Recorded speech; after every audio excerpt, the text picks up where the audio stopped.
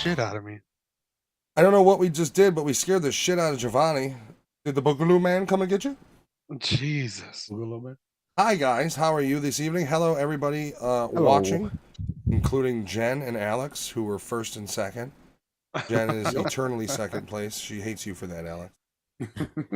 She talks about openly stabbing you and then pouring salt on your wound. All the time. All right. But that's just Jen. She's a nice.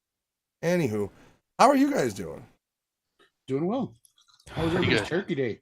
Yes, happy Black Friday to all your retail workers. Yeah. My Thanksgiving was the usual. We always do it with my wife's family. They all get together. They literally argue all day, and I get to read a book or play a game. So that's what I did. Yeah, it was normal. I couldn't keep a straight face while you were telling that. Read it. I just see Lewis like literally.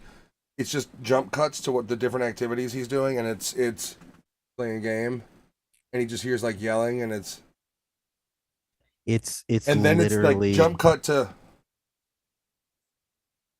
Yeah, that's exactly what it was.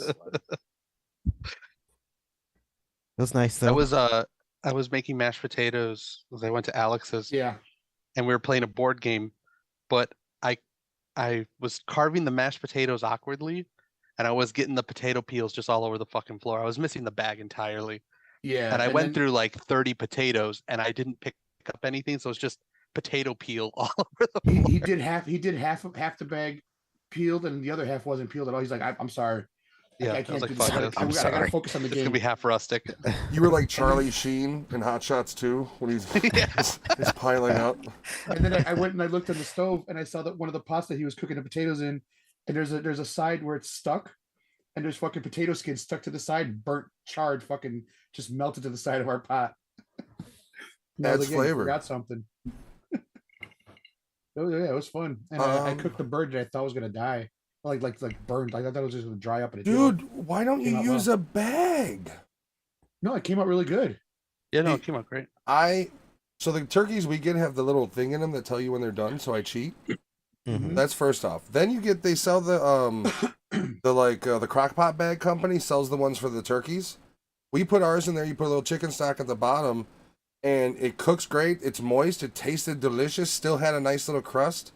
We did the traditional sides. We had green bean casserole, which is I think my favorite. My father, not former, he's still my father-in-law. He's just dead. I don't know how else to put that. He had a recipe for homemade dressing. I was told it's not stuffing, it's dressing because you don't stuff it in the turkey. So that exactly. I told that person stuffing. That's something I did different this year too. Wait, what? It's dressing if you don't shove it in the turkey's asshole. Yeah. If you cook it in a pan, if you bake it in a pan, it's dressing. Right. I just pictured Matt like eating a bowl of ranch or something. Yeah, just emptying ranch in a bowl. This is cornbread ranch? What? Liquid? Yeah, so my wife Jen, she made cornbread stuffing or cornbread pudding, which was really good. We had green beans, mashed potatoes, but they were instant because 4 other fucking dishes there. We made pies.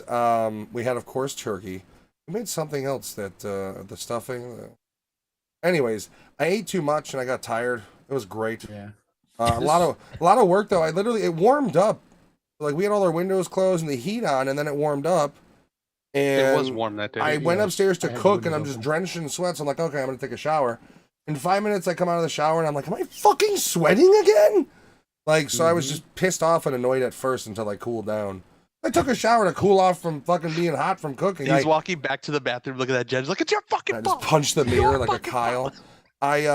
So I fucked up because I do game streaming, and every Thursday we do an Arma op, and it's an international community. Didn't consider the fact that international communities don't celebrate Thanksgiving. It's true. So it was on our last stop where we're talking, and they're like, "We're going to take a break for Christmas and New Year, so we're not going to run anything for 2 weeks." And I'm like, why? KG. I'm like, hey, KG. And I'm like, why wouldn't they run? Why are they running one on Thanksgiving? And literally audibly out loud, I'm like, oh, shit. And they're like, what's up? And I was like, you guys don't celebrate Thanksgiving. And they're like, thanks what? And I'm like, okay. So Jen was home, and I'm like, and I muted my mic, and I'm like, hey, You cool with this? So I threw the turkey in beforehand. She did her pies and some sides, and then I came upstairs. I did a little bit with her before the op, and then came upstairs and finished everything off, which was still work. Every Thanksgiving's work because we cook. This year was the first time I actually did not stuff the bird, so we made it without the stuffing in it. Isn't dressing better? No, I kind of like the stuffing that comes out of the bird a little bit because it's got the crunchy and the moist a little bit. I don't like calling it dressing. That just seems weird. It's dressing, you fucking ninny. I think next time if I do make the dressing, I'm gonna get it a little more. I'm gonna put a little more what do you call it, stock into it just to make it a little more moist before it goes in. I see. The way we do it is we do the cornbread separate, and then we do the meat. It basically is the Holy Trinity plus mushrooms plus breakfast sausage, and you cook that all together. What's the consistency? Does the consistency come out like bread pudding almost? No, thicker. And then crisps up. It's thicker. So think of it like dough after you formed it. There's no drippage on it. The whole concept is you get that cornbread kind of overcooked and dry. Then when you mix it all together, you add some chicken stock to solidify it. Hit it in a pan, spread it evenly, and then bake it until you start getting the crispiness on the outside of it. It's all cooked anyways. You could theoretically eat it as soon as it comes out if you wanted to before baking it, but it's still nice and soft. There's not really chew to it. It's a good consistency and it gets crunchy, which I like. Dude, we made a shit ton, and it's the type of thing where you reheat it for a few minutes and it's solid. It goes right back to soft and delicious. Now I'm hungry. My wife made me make homemade fucking cranberry sauce. Oh, the boo-hoo-hoo. And she forgot to bring it out. Oh, That's okay. right. I'm gonna have it. All right, I reversed And it. the thing is, I don't like it. Was that the rewind? I don't eat it at all. And my old man, he likes it from the can. So nobody ate it anyway. I like cranberry from jellied cranberries from the can where they come out like an alien took a shit and you got a butter knife slice them. I love them. You can't eat them with a fork. You have to eat them like you eat a mussel. You just gotta suck the whole fucking thing and it hits the Like back of your and then you just delicious. Like you're sucking off a clam. Yeah, dude, like basically. Like literally, if you put them on a plate by the end of the fucking can, you have to put the plate to your mouth and just suck them in that way. What the fuck? Skyrock says. Thank you, Jen. Oysters. Yes, exactly. I'll have the jelly cranberry Rockefeller, please. So basically, you three all spent Thanksgiving cooking stuff, and I did nothing. Yeah, but did you really want to be in that fucking kitchen? No. No, yeah. Oh, no. If you could have been no. outside while gaming, because if you didn't have to watch your son, I'm sure you'd have been like, I'm gonna go to a movie. I'll be back in a bit. So today, because usually the day after Thanksgiving, we put up all of our Christmas stuff. We are doing When that tomorrow. When I That's say what we're doing. when I say we, I was upstairs playing Dark Souls 3 while everyone else was doing it because I don't do any of that. Yeah. My wife came home and she tried to put those decorations up. And I said, as long as I could watch my TV, because I had to finish these 2 movies, I was like, you could do whatever you want with your decorations. She put one window decorated and she didn't listen to what I was saying. And she's like, I'm going to do what you said tomorrow. I was like, okay. So she's going to take all the decorations down she did put up and do it over. So we've been buying real trees because when I was a kid, and my dad lives with us, and you guys know that in the audience. If you don't, he for years, as we were a kid, we didn't get real trees. I didn't see a real tree until I was a man, and then by then it was blinding. I love that quote in that fucking movie. So we were getting real trees, but it was always kind of a pain in the ass because of our schedules would be delayed. We wouldn't get the best crop of trees. We get a decent one, but And so last year, my wife and I were kind of like, maybe we should go fake. Because we bought a fake one for downstairs. We had a real one upstairs. And the fake one looked lovely. And so we were talking, and then my dad was like, he kept pushing with like, what kind of fake trees do they have? So we knew that he was like, he doesn't even have to deal with the fucking thing, but he would rather have a fake one. So we ended up getting this absurdly expensive one. And then it'll be here December 1st. We're going to put up upstairs. Mm-hmm. It better be made out of like baby skin or something. Like Does it better have be app-controlled lights because it. Ours does now. It's got Our a new one. switcher controlled lights, I think. Okay. But we're going to add more lights to it. We don't do just the pre-lits. Never had a real tree KG. They make you sticky and stingy, That's because and you're then they're poor. a pain in the ass. No, I'm just No, joking. well, no. See, that's the thing, right? We were spending like $60 on a tree, $70 on a tree, $200 and something for this fake Yeah, one. Yeah. fake trees are expensive. But the idea is it lasts how They're long? fire protected. They got LED lights. 3 now. pieces. You They remember got- the old days of the cheap ones of Yeah. the 1, 2, ow, 3, ow, 4. Now this one's in Well, you have 3 to put fucking each, pieces. each branch Yes. on a hook. Yes. I think that's how the one we have down here is like, where it's ouch, ouch. Ah, that was my cuticle. Ouch. We We bought use a the footstep. footstep. Oh, yeah. Jen literally We use goes, that too. she goes, they have a footstep extension for turning it on. And I'm like, oh, yeah? Silence. And she goes, I think we should add it with the tree. Yeah, Like, we just have played that for that, $6 too. at it and have It's also snow on connected it. to our windows.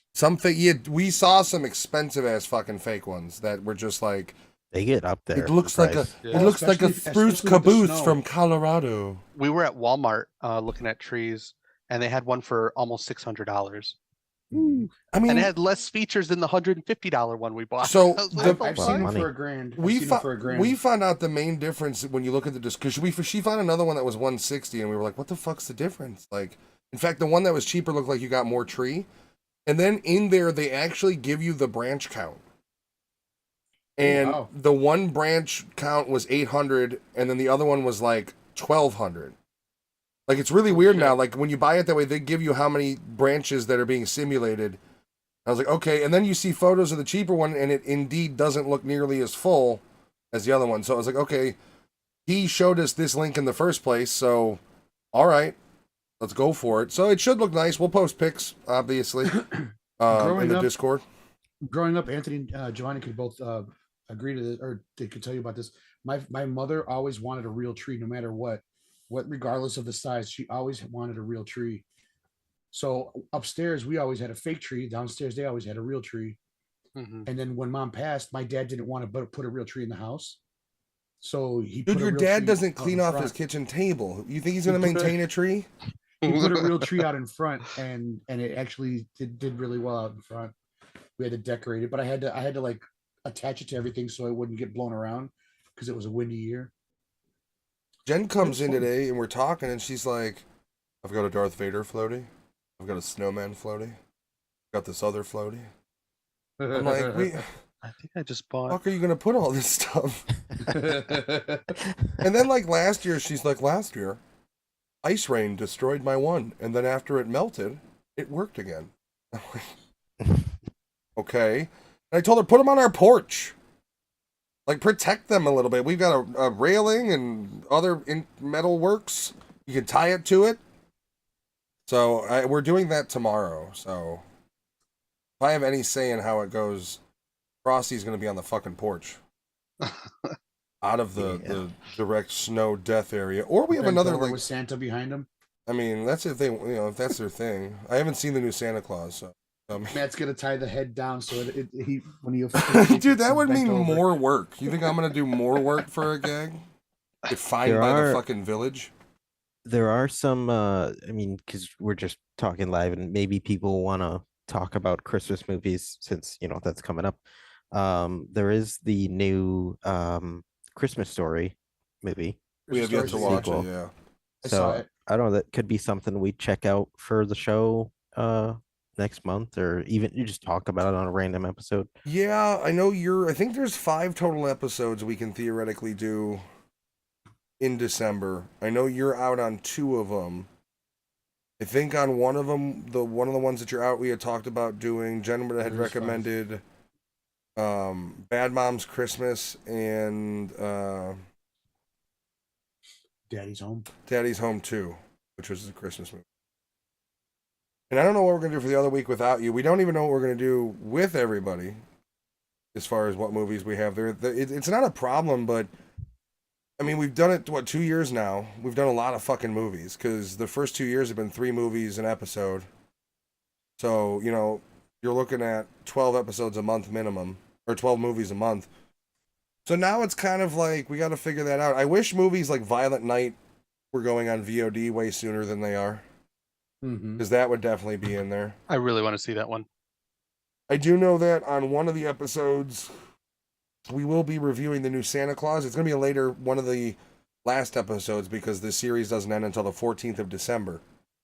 So it will be a later episode of the month, but we'll be doing the new Santa Claus series and probably reviewing Santa Claus 3 in that same episode because I don't think we've reviewed Santa Claus 3 yet.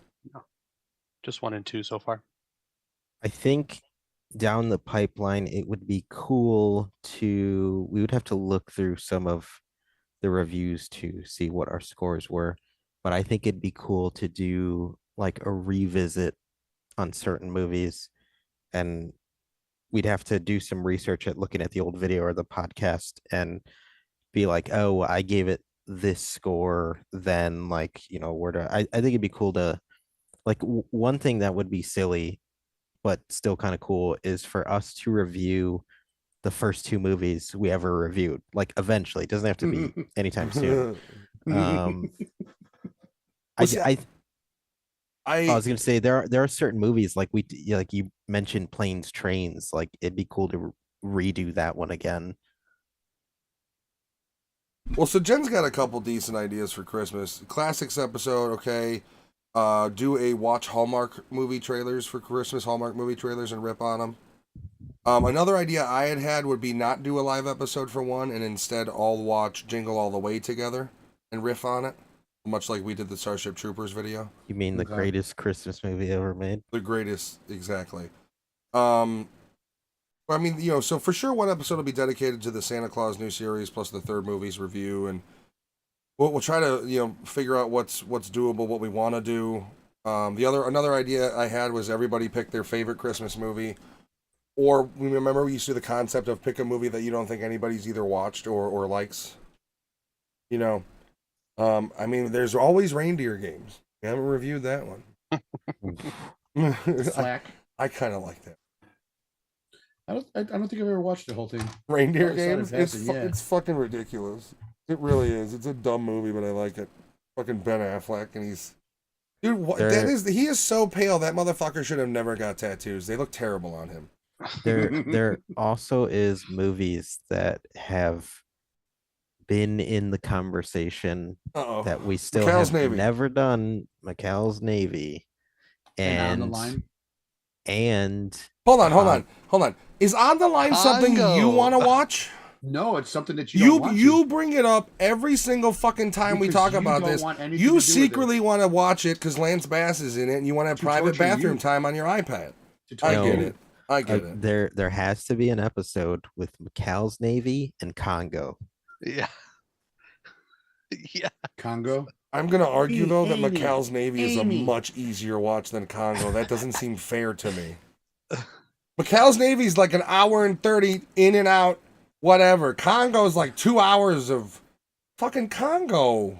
That episode is going to be like Dark Souls. It's just going to be torture, punishment. Yeah, but you can't get good. It's just like literally, I don't have a health bar. It's just a patience meter that's just constantly shaking.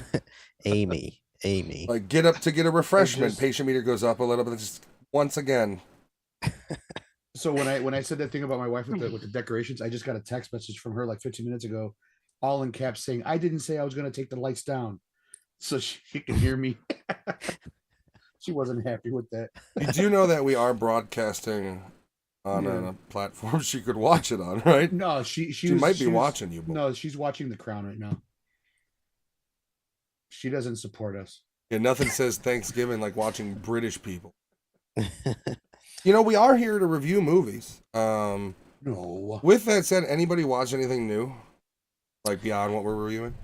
I mean, I said to the boys off air, but me and my wife have been watching all of the X-Files. It's been delightful. And I haven't watched anything new of note, but there is a new oh no, I did. We watched Don't Worry, Darling with Florence Pugh and Olivia whatever. And there's another Florence Pugh movie on Netflix that we want to check out. But no, I haven't really watched anything new. We've been watching shows. We've been trying to catch up on shows like Vikings, X-Files. Been trying to wait for Accident Man 2 to go on sale.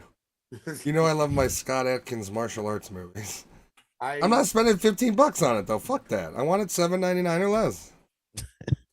I started today. I started the heels on Stars.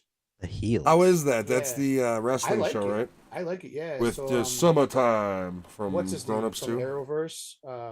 The guy who played Green Arrow. Yeah, him and he's got a brother. Is it like a comedy? No, Not really. It's a they're drama. wrestlers, and he has the family business he inherited from his dad, and him and his brother are like the top stars of it. Mm-hmm. I don't think it his got brother- renewed though, unfortunately. His brother wants to move on and become like he wants to go on to like the WWE type style, and his brother's like, no, he's like, you're not good enough, and they're like showing like the backstage like heat between each other, like all the fighting and stuff that they do. It started out pretty good. I liked it. Jen has been watching Caroline in the City because she's becoming a lesbian. And we've collectively been watching the new George Lopez show. Which, I mean, if you're a fan of the old Lopez show, it's kind of like that, except he's older and fatter. It's not terrible. Yeah. And the new season of The Surreal Life with Dennis Rodman. Oof. They made a Howard the Duck reference in Caroline in the City. I also forgot, we have been watching the Marvel movies. So we plowed through a few of them recently. Guardians of the Galaxy 2, Thor Ragnarok, the Doctor Strange one the first Doctor Strange recently, and then the first Spider-Man, because they're not on Spider-Man's not on Disney Plus, but I own them, so I literally have to check the dates these movies came out to know when I have to interject the next Spider-Man movie. Oh, so you're going through? Yeah. Okay. I have decided, while I'm still not going to watch Captain Marvel, I am going to give the Eternals a shot. Not saying I'm going to dig I hate it, the but Eternals. Oh my god. I'm going to give it a shot. And I think we're going to watch WandaVision before we do Doctor Strange. I did like WandaVision, just so you know. I'm going to give it a shot. I think Loki is the only Marvel show, in my opinion, that has kept cinematic quality. I think WandaVision is close to that. And then after that, like when you watch, is anybody watching Andor by chance? I haven't seen it yet. I have not yet. When you watch Andor, it is a Star Wars cinematic movie experience. It's not a TV show that looks like a TV show. It's the same quality and even probably grittier than Mandalorian. It's much more Star Wars meets Blade Runner. So Marvel has fallen off in quality to where Loki was a cinematic movie TV show. Every episode felt like an hour, 45-minute long movie. It was really good. No Marvel show after that, and I will give credit for what I've seen of WandaVision. WandaVision kind of teeters, but still is not as much of a cinematic movie television show as the TV show product should be, which really is what concerns me the most about Daredevil. Because Daredevil, to me, needs to be a high-quality Marvel cinematic movie-style TV show, not like She-Hulk. She-Hulk is filmed like garbage. Say what She-Hulk was so bad. I'm not gonna, and that's the thing is, I'm not gonna. If people love it, go ahead and love it. But it's filmed like shit.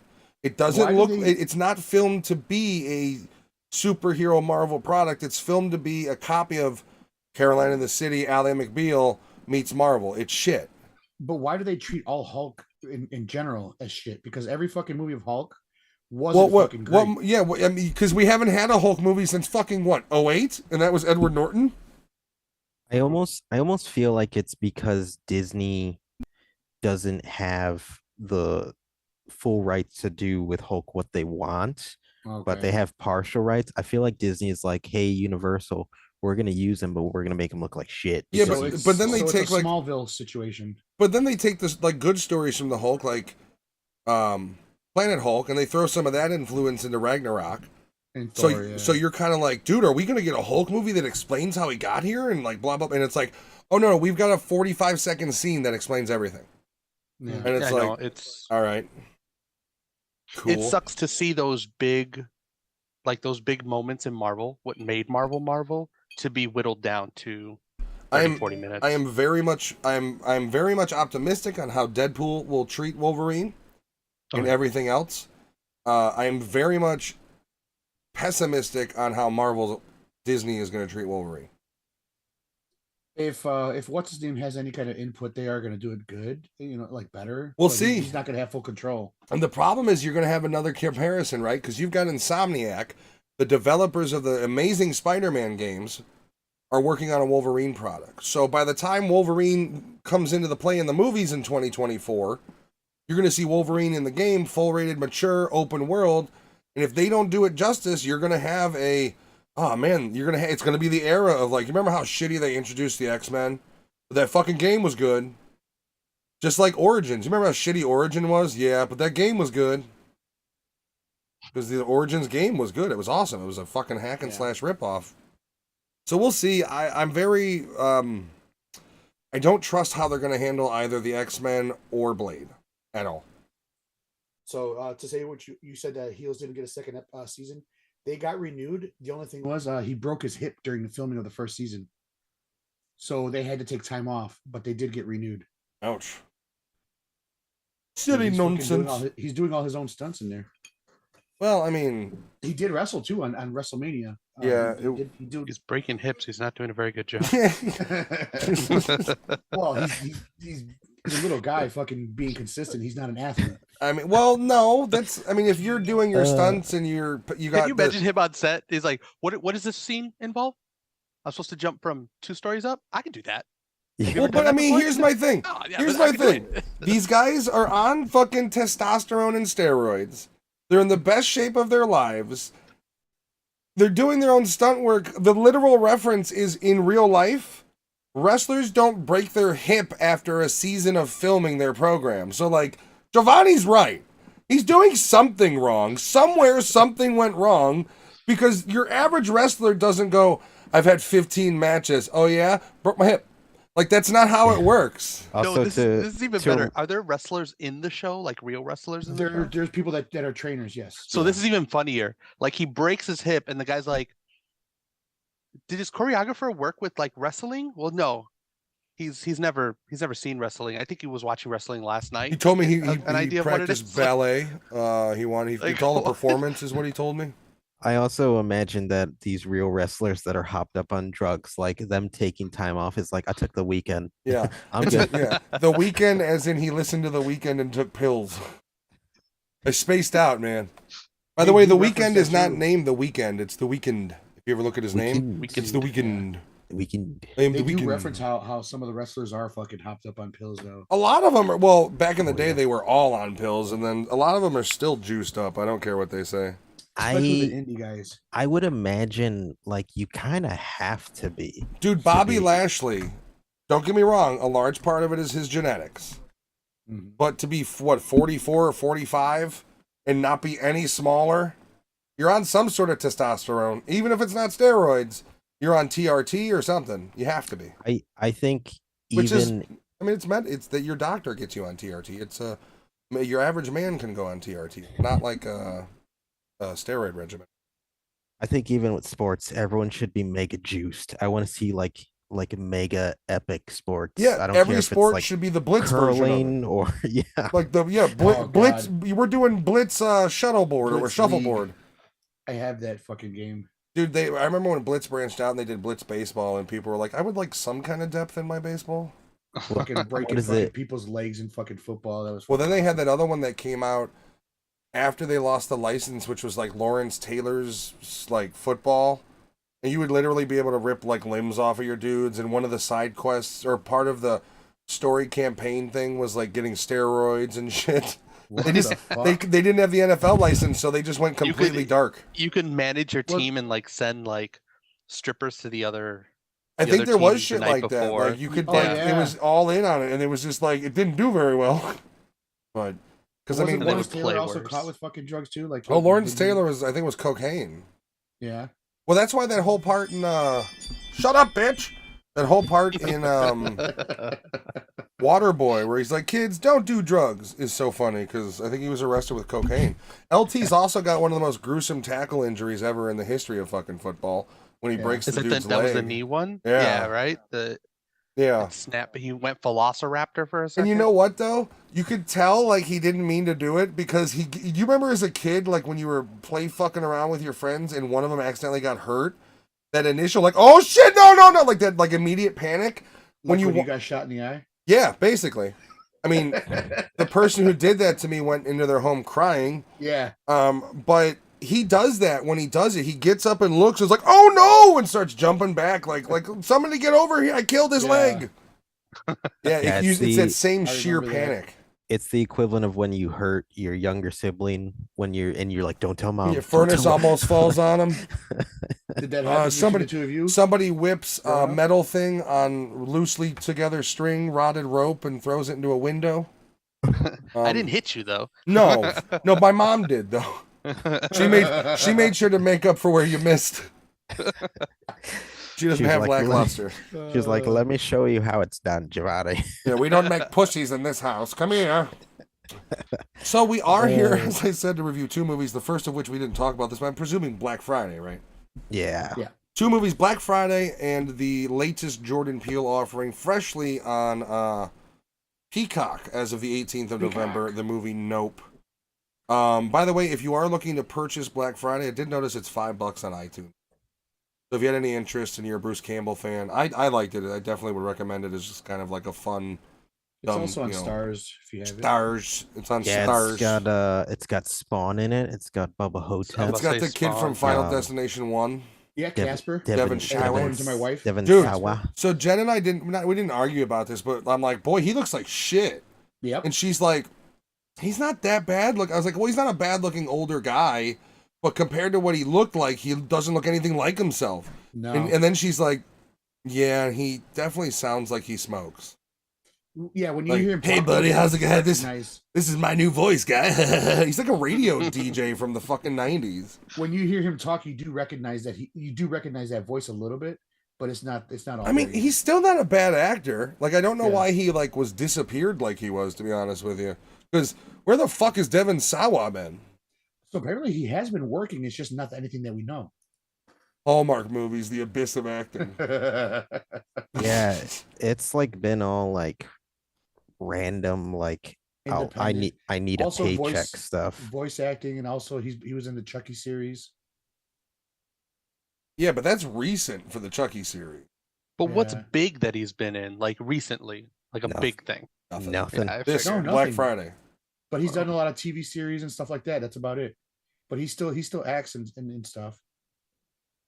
He's in a 2000. Is it a movie this year called Gasoline Alley with Bruce Willis and Luke Wilson? Oh, anything with Bruce Willis now is, you know, it's bad, not because of him, but his dumb brain. But this one has a big budget. It's $32,000. Yeah, it also has Luke Wilson in it. $32,000? Did they Yeah. keep them at like the Holiday Inn? Like, no, we got you 5-star Holiday Inn Express, Bruce. Mr. Willis. No, that's how much they made worldwide. Oh, that's That even wasn't the sadder budget. then. That's what they made. There's no budget. Oh, that's I bad. mean, I hope the budget was not more than that. That's bad. How can you have a lower budget than that, Um, though? Like, Bruce Willis at least demands $20K. I gotta So I feed did- my new kid. I did notice one of the random things about Black Friday is the music is done by Patrick Stump from Fall Out Boy. Oh wow. Interesting. That Interesting. is okay. Interesting. You can now just say that the energy in that music makes sense Yeah. because Yeah. it was a little off. Like I feel like the score to the movie was a bit off for me. A couple of the songs felt like, do you guys remember the game Lollipop Chainsaw? Oh my god! It's- Yes, A couple of the that's it. songs felt like they belonged in that game. That game was out there. There's It was a weird rumor of game. a remaster coming, That's what I heard. Yep. and I will be day one on that one. I love that. That's James Gunn, Yeah. written completely, but yeah, I'm all in on that one. I like that game quite. I have it on PS3. I went through a phase where I bought a PS3 at GameStop used because my old one died long ago, or I traded in or some shit, and I just went on a tear where like every game I wanted from the old days was like $3. I got a fucking just a stack of them now. I use it as a railgun shooter system. This movie did have a lot of things where it felt like a video game. It felt like a comedy. It felt like a weird dramedy, and then it just kept changing back and forth. But I don't know. Very disappointed that Spawn dies as early as he does. And Yeah, I it's kind thought of it off was gonna screen be a too, little bit in a later. way, right? Kind of. He dies a little bit later in the movie, but you still have like 40 minutes by the time he goes. Yeah. Which sucks because you're like, dude, that's Michael J. White. He's gonna karate kick some heads off or some shit. And then you see And, the initial action of his death, like the starting. But yes, Yeah. technically, Yeah, he dies and off. he does, and it's just his guts. But it does remind me of like those creatures in Half-Life 2 that just then But guts here's come the out. thing too is like you got all these other people that come back that they could have done without them being like revamped or whatever, like into the dead version. He would have been a better like a better fucking villain for them to come after them. Well, I mean, instead they of- did do the roundabout on it where it's the old lady Karen from the beginning. Yeah, There's at least but I'm that, talking I about guess. even like the guy smoking outside. Like they could have had somebody better. Yeah, that was a storyline that literally they were like, we don't know what to do with this character. It's like, leave him outside, and then he'll be a zombie. Yeah. All right. Yes. The ending is Yes. cliche. It's just like it follows the same line as War of Worlds, any other Yeah. zombie movie. Not really a happy ending. By the way, if I escape that and they're like, I'm like, I gotta make a pit stop, and they're like, where? I'm like, we're gonna go to a gun store and steal a bunch of shit. Like, where else? Like, what the fuck do you think we're gonna do? Steal We're some gonna shit get from a gun weapons. store? Yeah, like, if somebody hasn't already broken the glass and ransacked the fucking place, we will. We're gonna drive the car in it like Schwarzenegger and Commando, and we're gonna fucking steal everything we can. Get lots of ammunition. Or even a dead police officer in their fucking store. That's true. Yeah, exactly. Go to the zombie. Well, that store's burned down now. But I gotta be honest. All it took was a building fire to take it out. Just your average person should be able to start lobbing Molotovs on them. No, Well, no, the forklift actually took it out. pull out Not that the- Elon Musk flamethrower. Fucking, they're done. You see how it is. What do you see how it is, KG? I don't even know what you're talking about. Oh, you I will won't say go to the one you thing won't I go to liked Katie's about this house movie- for her. We gotta get some guns first. Remember, you're supposed The to, one thing I liked about rally at this movie Katie's. was the characters in the movie. Their personalities are extreme from each other. Like each of them are so like well established when they're introduced that when they get in the store and they start mixing, they mix well together. I think they I did will- a good job. I there. will say the kids storyline is a little shortchanged, where it's like it makes it seem like he just got the job. Where it's like, you can still charge me rent, and she's like, well, happy Thanksgiving. And then later I on, he's thought so like, too, yeah. Later on, then he's like, I've been here 2 years, and it's like, Yeah. so why is this fucking new? This is the second year of it. Like, what? I worked fucking like that whole storyline. I didn't understand. Like, what? It's teenage angst because you like your dad's making you pay some rent, so you got to get a job. I was working when I was younger than you. You fuck. Yeah, that whole storyline I didn't understand, and it's like, I'm wasting my life, and it's like, you're what, 19? Shut the fuck up. Maybe that's me being older. I don't know, but as like being older and you see like that character, like I don't sympathize. That's a bitch. I don't sympathize with the bitch character anymore. Never. Well, maybe. Also, never I did. don't know if they explained it, but did they ever brush? Because I don't remember seeing it, but did they ever brush on why the father of the kids never mutated? He didn't. Oh yeah, she because the Brian bit him. yeah, the fat black dude bit him. Because Oh, Brian okay. bit him. He It admits wasn't- to that's right. he admits to it. Yeah. He did it. He did it to make him stay there or whatever. He make him feel like he was gonna turn or whatever. Fucking Bruce Campbell's such a sad character in this too. You know, Yes, you know I why I know. came in here 27 years ago. By the way, 27 years ago still means he was like 30 when he started working at the toy store. And Yeah. and then it's like, because I was lonely, and it's like, oof, you really are Ned Flanders at the left-handed shop, aren't you? The thing is though, this movie has like a lot of the characters are so anyone who's worked retail has had to work a Black Friday in their life. And if you GameStop for haven't, me. yeah, if you And haven't for Blockbuster. some reason, like these characters are obviously most of them are caricatures of people you know.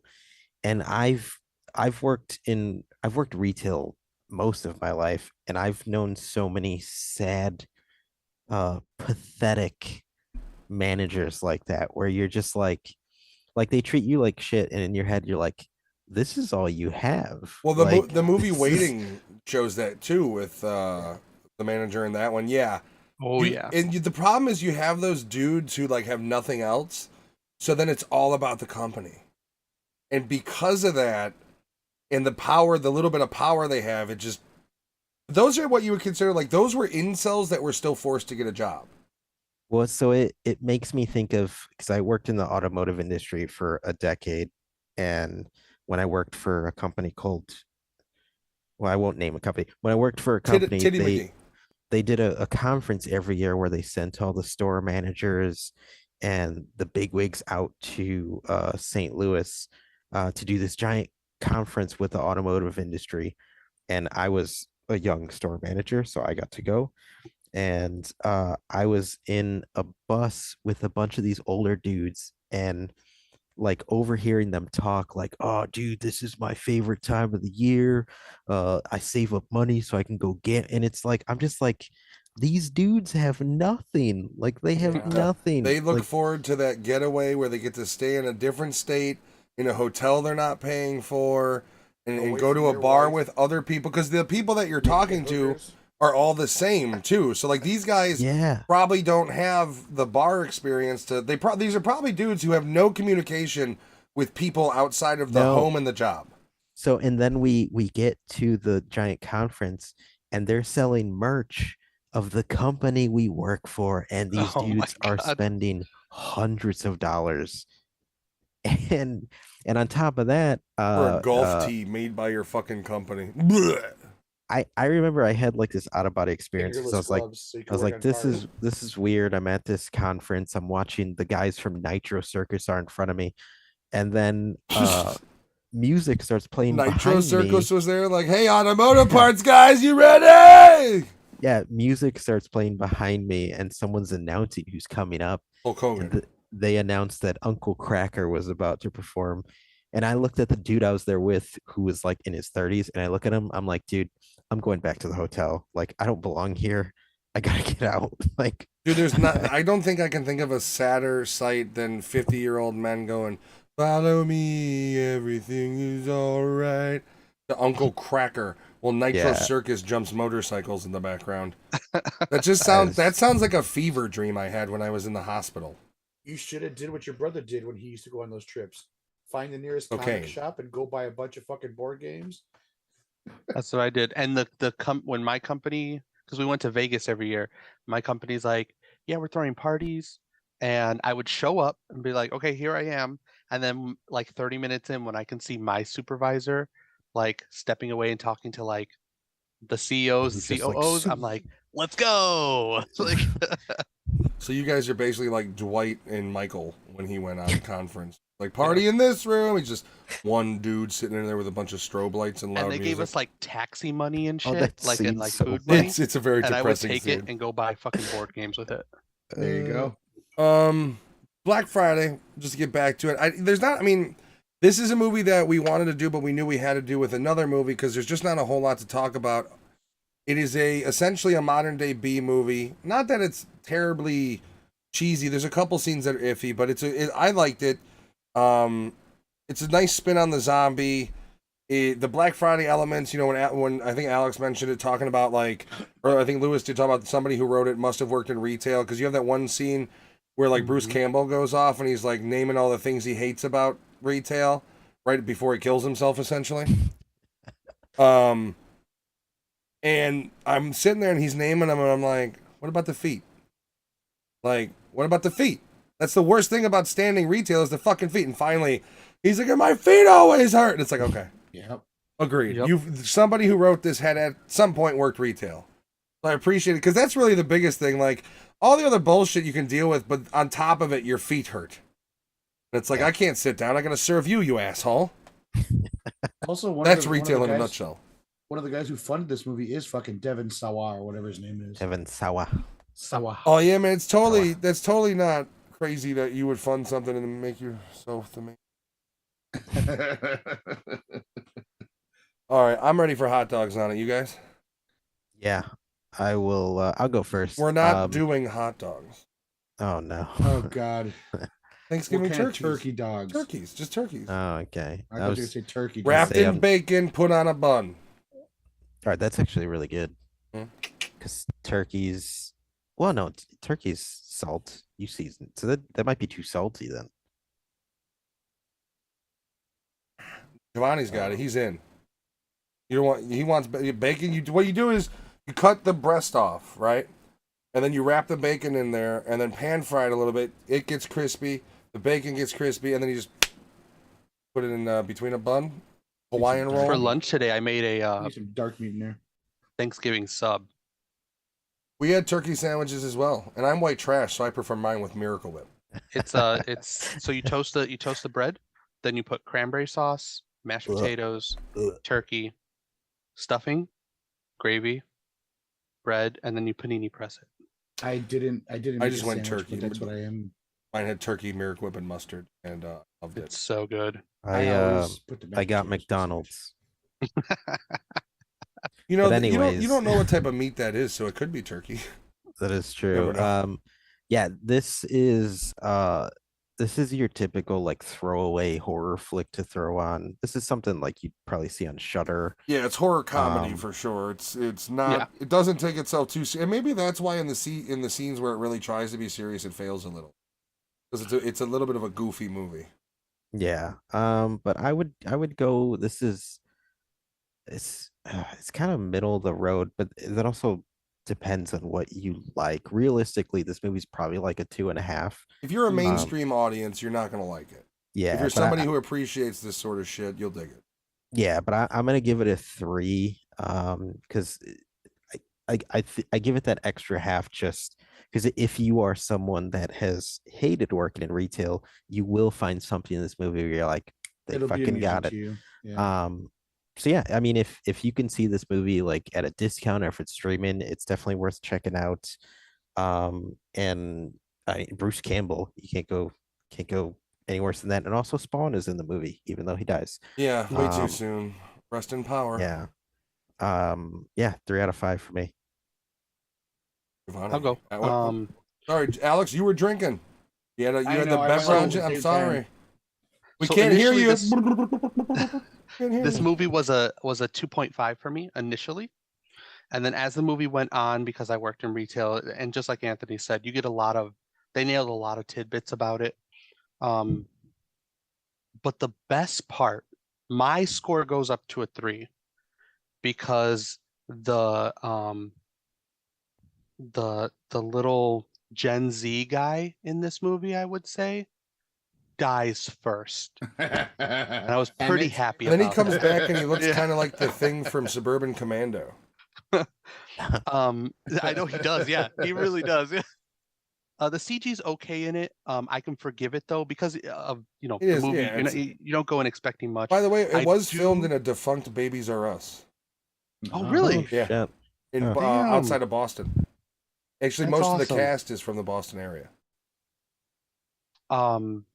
The costume design for like the creatures was actually pretty good. I like the I did way like the creatures too. Yeah, yeah, that's they kinda look cool. pretty good. It was pretty awesome. I respect anything that does practical effects, great costume design, less was the very CG B. creature design. There's a little bit of it in here, but it was mostly, full-fledged And makeup. to be fair, artists. the biggest part of the CG, I mean, the CG overall, like especially at the end when you see how big it is, isn't bad. The one scene that really just got me is when they're on the roof and it's Yeah. coming out of the skylight. Oh, yeah, that looked yeah. like It's shit bubbling for up. some. Yeah, that looked It terrible. was not good. But a solid 3. Yeah, solid 3 is a good score from me. It is a 3 for me as well. Because it is a fucking B movie. You got Casper in there, which like I said, I didn't even remember him from Casper until my wife told me. I was like, no, that's the guy from Final Destination, and it dawned on me that it's the same person. But the makeup and stuff that they use, it's very very B because the fucking mouth doesn't move. None of this stuff. Yeah, So that was the kinda- final creature, it was trying, like you could see it was trying to get the mouth open, but it was just a little flappy. But that's where the music. That's where the amusement came for me. Is it is amusing that you got all these big stars that you know, and they're working with something like that. So I kind of like that. But it is a 3. Seeing Bruce Campbell, who should have been Sully, in the Uncharted movie. It's good to see him looking like how He really should have been Sully. Yeah. If Him or he's- Tom Selleck. If he's Yeah. Sully, who's your Nathan Drake? It still could have been Tom Holland, but I think I would have. I think would a have little accepted. older. yeah, I would have yeah. accepted Tom Holland if the movie did not pull from the older version of him, because all the best shit that they pulled into that movie was from the older version. So you fucked the whole Yeah. timeline Literally, up. Like you ruined it. that plane scene with the cargo straight out of number 3. Yeah. Like you ruined that. I don't know. Part of me would think Andrew Garfield. Okay. Oh, that'd be a nice one. I can see He that. wouldn't be bad. Danny he's DeVito. The problem is like you have the like when you think triple A, like you have stars that could maybe pull it off, like a Ryan Gosling, but that would be for the name. You wouldn't be going for true to character. Ideally, Nathan Fillion 15 years ago. Oh my god, Yeah. he was perfect. You know, like that's He's so that's the fucking perfect casting. But we got to deal with modern, so man, I don't know. Because the problem is I'm trying to think of like who would fit the profile. And honestly, once again, 10, 15 years ago, I'd even see somebody like Tom Cruise getting it on the neck. Yeah. Okay. But he's also aged. I'd You see can't have Tom a 50-something Nathan Drake. Even though Tom Cruise is in great shape, he still looks older than he's still aged. Mm-hmm. I mean, you could. The problem is you can't really have a Henry Cavill. He's too built. Can't use him. And for that work. if Wyatt Russell was dark haired, I can see him. But Wyatt Russell's also, I think, too tall and brooding. Wyatt Russell's got to be 6'1". And like I don't know, I feel like Nathan Drake. One of the whole things about him was, you know, who I could see if he was younger as well. Guy. Michael C. Hall. Yeah. I could have seen Dexter if this was 10 years ago doing that character. Yeah. Nathan's character is every time you see Nathan's character, the enemies like undermine his capability because he doesn't look like he can do. Ryan much. Reynolds 10 years ago. Oh, that would have been a really. I mean, good even one. Ryan Reynolds now, but if you did it now, it would make sense with Bruce Campbell's Sully, and it would have to be within the present stories that we're telling, because he's in his late 30s in the bulk of the games, and until you get to number 4, you really don't even explore his younger days. Mm-hmm. So, like, if you were to do the contemporary, 1 through 3 storylines, you could have used like a Ryan Reynolds. But I don't know if you necessarily want to use a Ryan Reynolds. Because then it's Nathan Drake, but it's Ryan Reynolds. He's the same in everything. Yeah. The only Hey, problem I see girl. with Ryan Reynolds is his energy. I feel like is turned too high for Nathan Drake's like attitude. Yeah. I'd agree. Also, yeah. Also, he's done movies that kind of mirror that character, like Red Notice a little bit. What about or no, he's too old, Bradley Cooper. Cooper would, another one, maybe 10, around the time he did A-Team. Right now, for me, Bradley Cooper's just Rocket Raccoon. I don't give a fuck what else he does. He's great as Rocket. He's also really tall, isn't he? He's probably 6 foot, 6'1". Yeah, I know. You're gonna hate me for this, Scott Adkins, but he's British. His What about John Cranston? Ooh, that's not The bad. Office. But he's another 6'1", Yeah, 6'2" he's tall guy. too. Yeah. is Uncharted still streaming? I'll have to check that it's out. on. I'm gonna watch it as well soon. It's on Netflix. It's on HBO Max or Netflix. Somewhere. Yeah. Yeah. Anyway, sorry I hijacked that your review, but Oh yeah, no. Wait, Alex is yet to give his No, I said 3. 3. Okay. Mine is. I'm gonna go. It's unanimous. 3 turkey, dog, bacon things. I also had an idea for like what I don't know how you would develop it, but the concept for a Black Friday movie is like you start it out where you get an outside sweeping shot of like this giant line. There's a clock that shows you it's past 6 p.m. or whatever when they're supposed to be open. People are screaming like "Let us in," and then you zoom in and kind of like Candyman, you go through the doors and you go inside, and there's just And upside down. slaughtered workers everywhere. And and like in the beginning of the scene, it tells you the time, and then it cuts as it like zooms into the store, and it shows you like all these bodies, and then it goes back to November 4th, 2 p.m. And they show you what leads up to the doors opening, because eventually you have the doors open so the crowds can see the mayhem. The only problem is I don't know like where that would lead from there, but I was thinking about that watching this of like how would I make a true like a Black Friday horror movie where it's still the retail setting. yeah. Because you could still have all those things of like coworkers bickering against each other, bitching about customers. You could show, you can do flashbacks even of like the day before, where you have like a Karen coming through and shit like somebody, because I'm sure if you worked Black Friday, you've had somebody coming in the day or two before going, the price is posted online. Why can't you just give it to me right now? 100%. Like, you know what I mean? Like, you can do It's that sort of here. shit. You could still keep it within that retail setting, but actually create. Because to me, this movie is, as much as I enjoy it, is not a horror movie. It's much more of a horror comedy. It's really silly in a lot of ways. The main characters never take the situation all that seriously. I mean, all of, even when there is scenes of tension, here's Devin Sibe do some wisecrack, or Bruce Campbell to make some wisecrack, or the gay black dude to make some wisecrack. Like, there's always somebody in the dialogue there to just bring the heaviness out of the air, which is probably the intention. Mm-hmm. But yeah, 3 bacon turkey fucking things.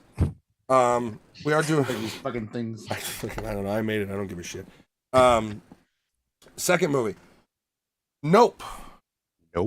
Lewis, I know you love this movie, and I enjoyed it myself. I'm going to let you start with it, though, because I have some criticisms, and I'd like to get your take. And Giovanni, I think you said you would love this one, too, as well, right? I did, too. Yeah, I really so we'll have you guys talk about it first, because Alex and I are the ones that just watched it, I believe, right? Yes. Yeah, so we were the newbies. You guys had already seen it. So you guys go ahead and discuss it for a little, and then Alex and I can jump in with our positives and negatives and tell you how you're wrong. Yeah, so and I questioned this earlier, and I did look it up because Nope is obviously Jordan Peele's third film, or not third film. Wait, you mean Horror Master third film that he directed and didn't Quentin Tarantino? Sorry, Candyman was Quentin Tarantino'd by him, okay? He was going to direct it, decided he wasn't going to direct it, and then was like, yeah, no, it's my movie, but other people worked on it. So because I was wondering, I was like, Nope obviously looks a lot nicer than his other movies. So I looked up, I did some looky-loo. So Get Out, which was his first like jump into horror, budget was 4.5 million. Us budget was 20 million, a lot more. Nope, budget was 68 million. So crazy. Am jump up. I an asshole for wishing they would have given him whatever he needed to film certain scenes in IMAX? No, because it's a beauty. I mean, when you get those vast open scenes, yeah, like a lot of scenery in this fucking movie. And don't get me wrong, the aspect ratio is not bad, but like when you watch any of the Marvel movies on Disney Plus, they have the IMAX versions of them, the ones that have them. If it's in the little version tab, you hit it, you can play the IMAX version, and it's really cool when the scene is just fucking everything and it's crystal clear. So there were certain scenes, like all of the ones where he's up looking up in the sky at the thing, and when the guy's running, and the vistas when they film him, the whole scene of the guy with the crank camera. All of that would have been so cool in IMAX. I mean, the soundtrack was killer. The actual score and engineering of the 5.1 mix or Atmos mix, I'd imagine. Yeah, so Nope is Jordan Peele's attempt at a science fiction horror movie, totally different from his first two movies. Just like his first two movies, there is a section of horror deemed black noir, which is typically horror movies that deal with the black experience or stuff like that. Anti-white, we get it, Lewis. Jordan Peele still incorporates this into this movie. I think he does it in a pretty tasteful way. But yeah, so when I heard about this movie, all of the buzz I heard was that people kept mentioning like, oh, this is he made this movie out of his love for like Jaws and what's the alien one? Is it Close Encounters of the third kind? Third kind. Don't forget what's that movie with all the old people? Cocoon. Yeah. Cocoon. Yeah. Yeah, and to me, that's what this movie felt like. Giovanni and I saw it in theaters. Yes.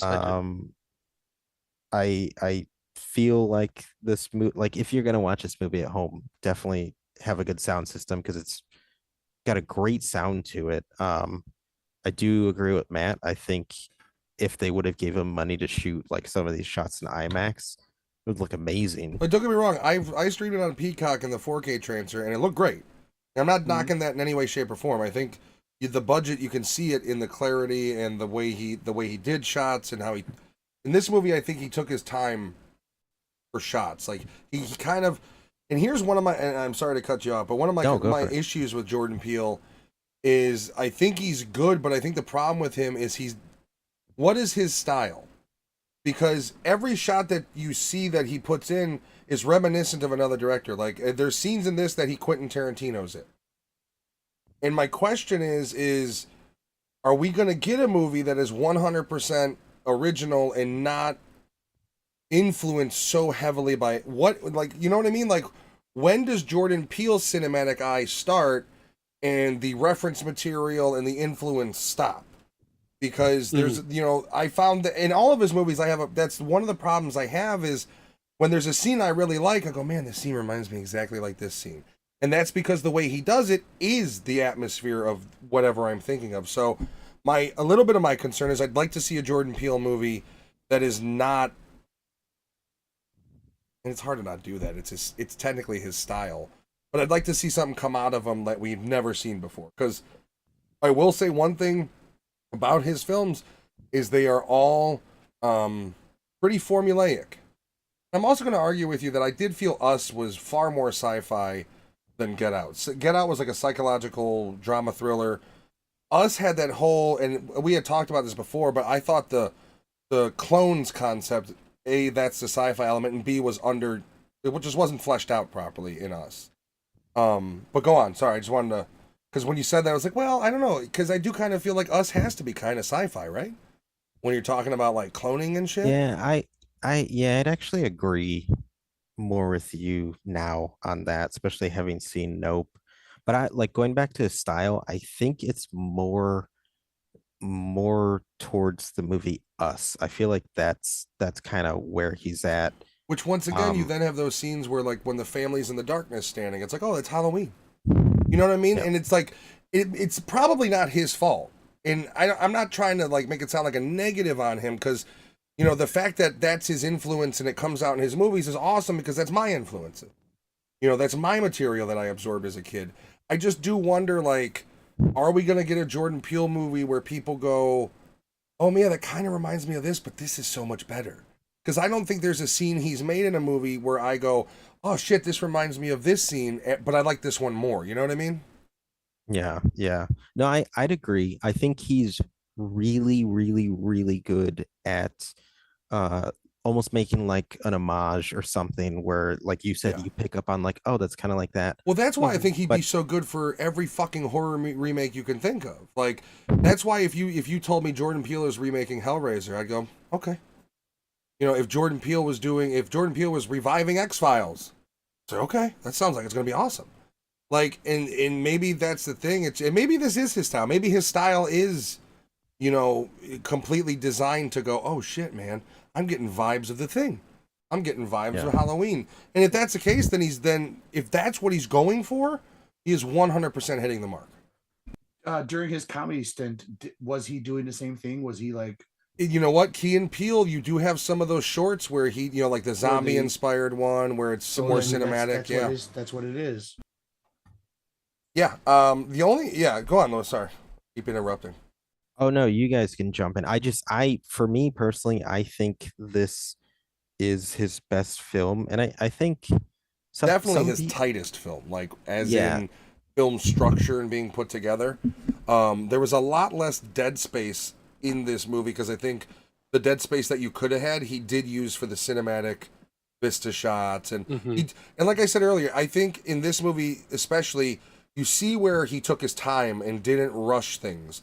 He didn't rush the shots, and it wasn't even for tension. It was just to have a nice, clean, this is my shot I want. And I think that's where I will compare him to a Tarantino, because Tarantino doesn't rush his shots. If he says he wants the shot to be this vista and it's going to be 3 minutes and we're going to film an hour's worth of it because I want to get the best 3 minutes, he does it. And I think that's where kind of Peele's coming into his own of going, I know this is what I want to fucking see on that camera, and we're not done in this shot until I see that. And you got to give respect to that. Yeah, it's funny you say that because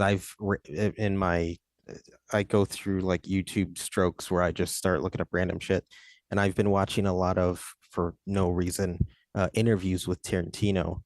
And the way he talks about like how he shoots shots, like I listened to one where he was talking about the beginning of Inglorious Bastards, and like how everyone was seeing like they don't want to see what's the character's name, Hans Landa or Which, whatever. by the way, one of the greatest scenes of dialogue ever recorded on film. That is one of the most tense, amazingly at Christoph Waltz. That scene propelled him to stardom for that time when he was hot, and it's all due to that. I mean, his incredible fucking performance. Like his delivery is still to this day. That scene is gonna go down easily top 10 all time performances in a scene for me. Yeah, but he in the interview he talks about how like most directors would be like, okay, this is enough, this is too much. And Tarantino is like, no, it's gonna be as much as I want it to be. I want to keep you like I want to keep stretching out that scene until it's ready to pop. And that's how I feel like some of the scenes in Nope are. And it is unique. Like it almost feels like Us and Get Out were kind of done by someone different. Like this feels like such a different I gotta watch style. those movies again now after watching Nope to kind of go back and see. Period. Here's the really thing: good. Get Out and Us are good. It's just my problem that I've had with Jordan Peele and people who are like Lewis, but the aggressive ones are like, "What are you talking about? You just hate him because he's black." And it's like, for one thing, I don't hate him, but he's not a horror movie maker. I agree. Nope is not. I keep hearing people saying this is a horror movie. This is a sci-fi thriller. But I will say, this Nope has the most effective, as close as you're gonna get horror vibe of any of his movies. I agree Especially to that in too, the opening shots, the way he does this, the soundtrack and the score with it, the camera angles. I mean, the movie starts in tension. The movie starts and there's a vibe. So one of the things I did appreciate about Nope was, while I still don't feel the first 20 minutes are pretty horror, and then the rest of the movie goes real sci-fi, real more thriller drama.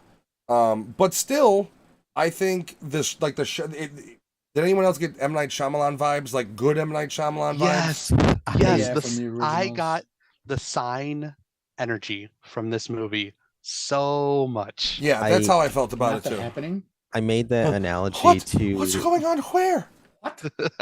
it's funny because I actually made that analogy to my wife. I love M. Night Shyamalan. I like some of his movies, not that goddamn Village. I love all of them. I love how mediocre he is. The Lady in the Water is straight trash. Gotta admit that movie's terrible. I feel not like just a bad M movie, but just a bad movie. Jordan Peele is what M. Night Shyamalan wants to be, as far as like, and that's part of what he should have been. Yeah, that's, if you think about it now, Peele's style now is like, there's gonna be a twist, and I'm gonna get you there. I would argue this movie didn't have that great of a twist. There wasn't really a twist to this one. Like, it presents itself kind of for what it is for the most part. So we're going spoiler.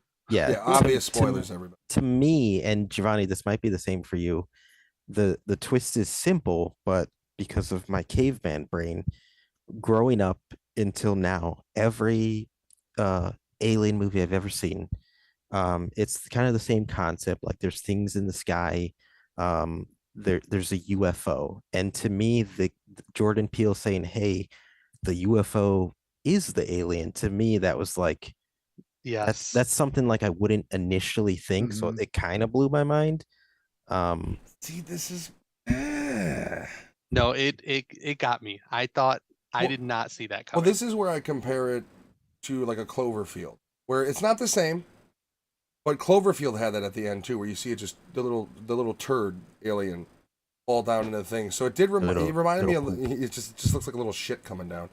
But it's like such a simple thing, but it's just like you wouldn't see. I didn't look at that so much as a twist, because maybe it was the dialogue that ruined that for me, because like the movie itself presents like the fact that like, oh shit, maybe it's not, and then the OJ is just like, what if it ain't a ship? And that right there is like, don't fucking tell me that. Like, you build this mystery of the movie starts out with shit falling from the sky, and poor Keith David Arbiter takes a fucking nickel to the eyeball and dies. Or Keith. Okay, so that's how the movie starts, and you have that mystery, and then it's like, oh shit, there's something hiding in the clouds, and you're like, the fuck is it?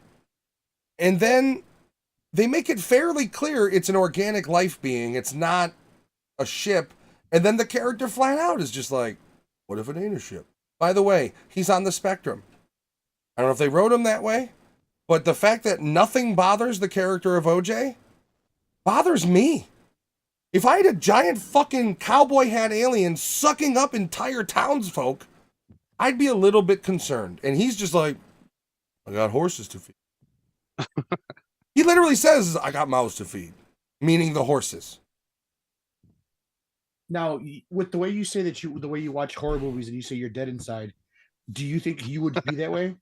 Just no, just because I would be like, and that's the thing is like, if I'm in the situation, it's my you'd wife be concerned and I. about you'd be concerned about your family, but I'm saying like other people. No. Would you care about the other people? No, I mean, Okay. that's a hard question because, like, I've gone over my theories on survival. I said I understand. So it's like if I have a giant cowboy hat sucking in people, like fuck those people. We're going that direction. In fact, we're never living in a desert again. Where's Chicago? Where's New York City? Like, never gonna be in a desert again. I'm gonna go to Oregon, where it's nothing but trees and rain. Like, yeah, no, survival would kick in, and I go, man, I love my horses and I love my business, and then my father handed it down to me. But is that a giant hat eating people? Gone. Bye. Get in the fucking car. We're going. Bye. Grab my computer. Let's go. Grab the computer.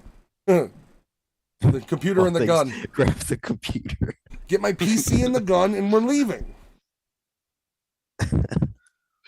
Yeah, no, I mean, like, I would have definitely had very much concern, like, but it's also, you're talking about such, like, yeah, if a giant fucking space alien came down and tried to suck me up with his cowboy hat likeness, I'd be a little scared, I'd think.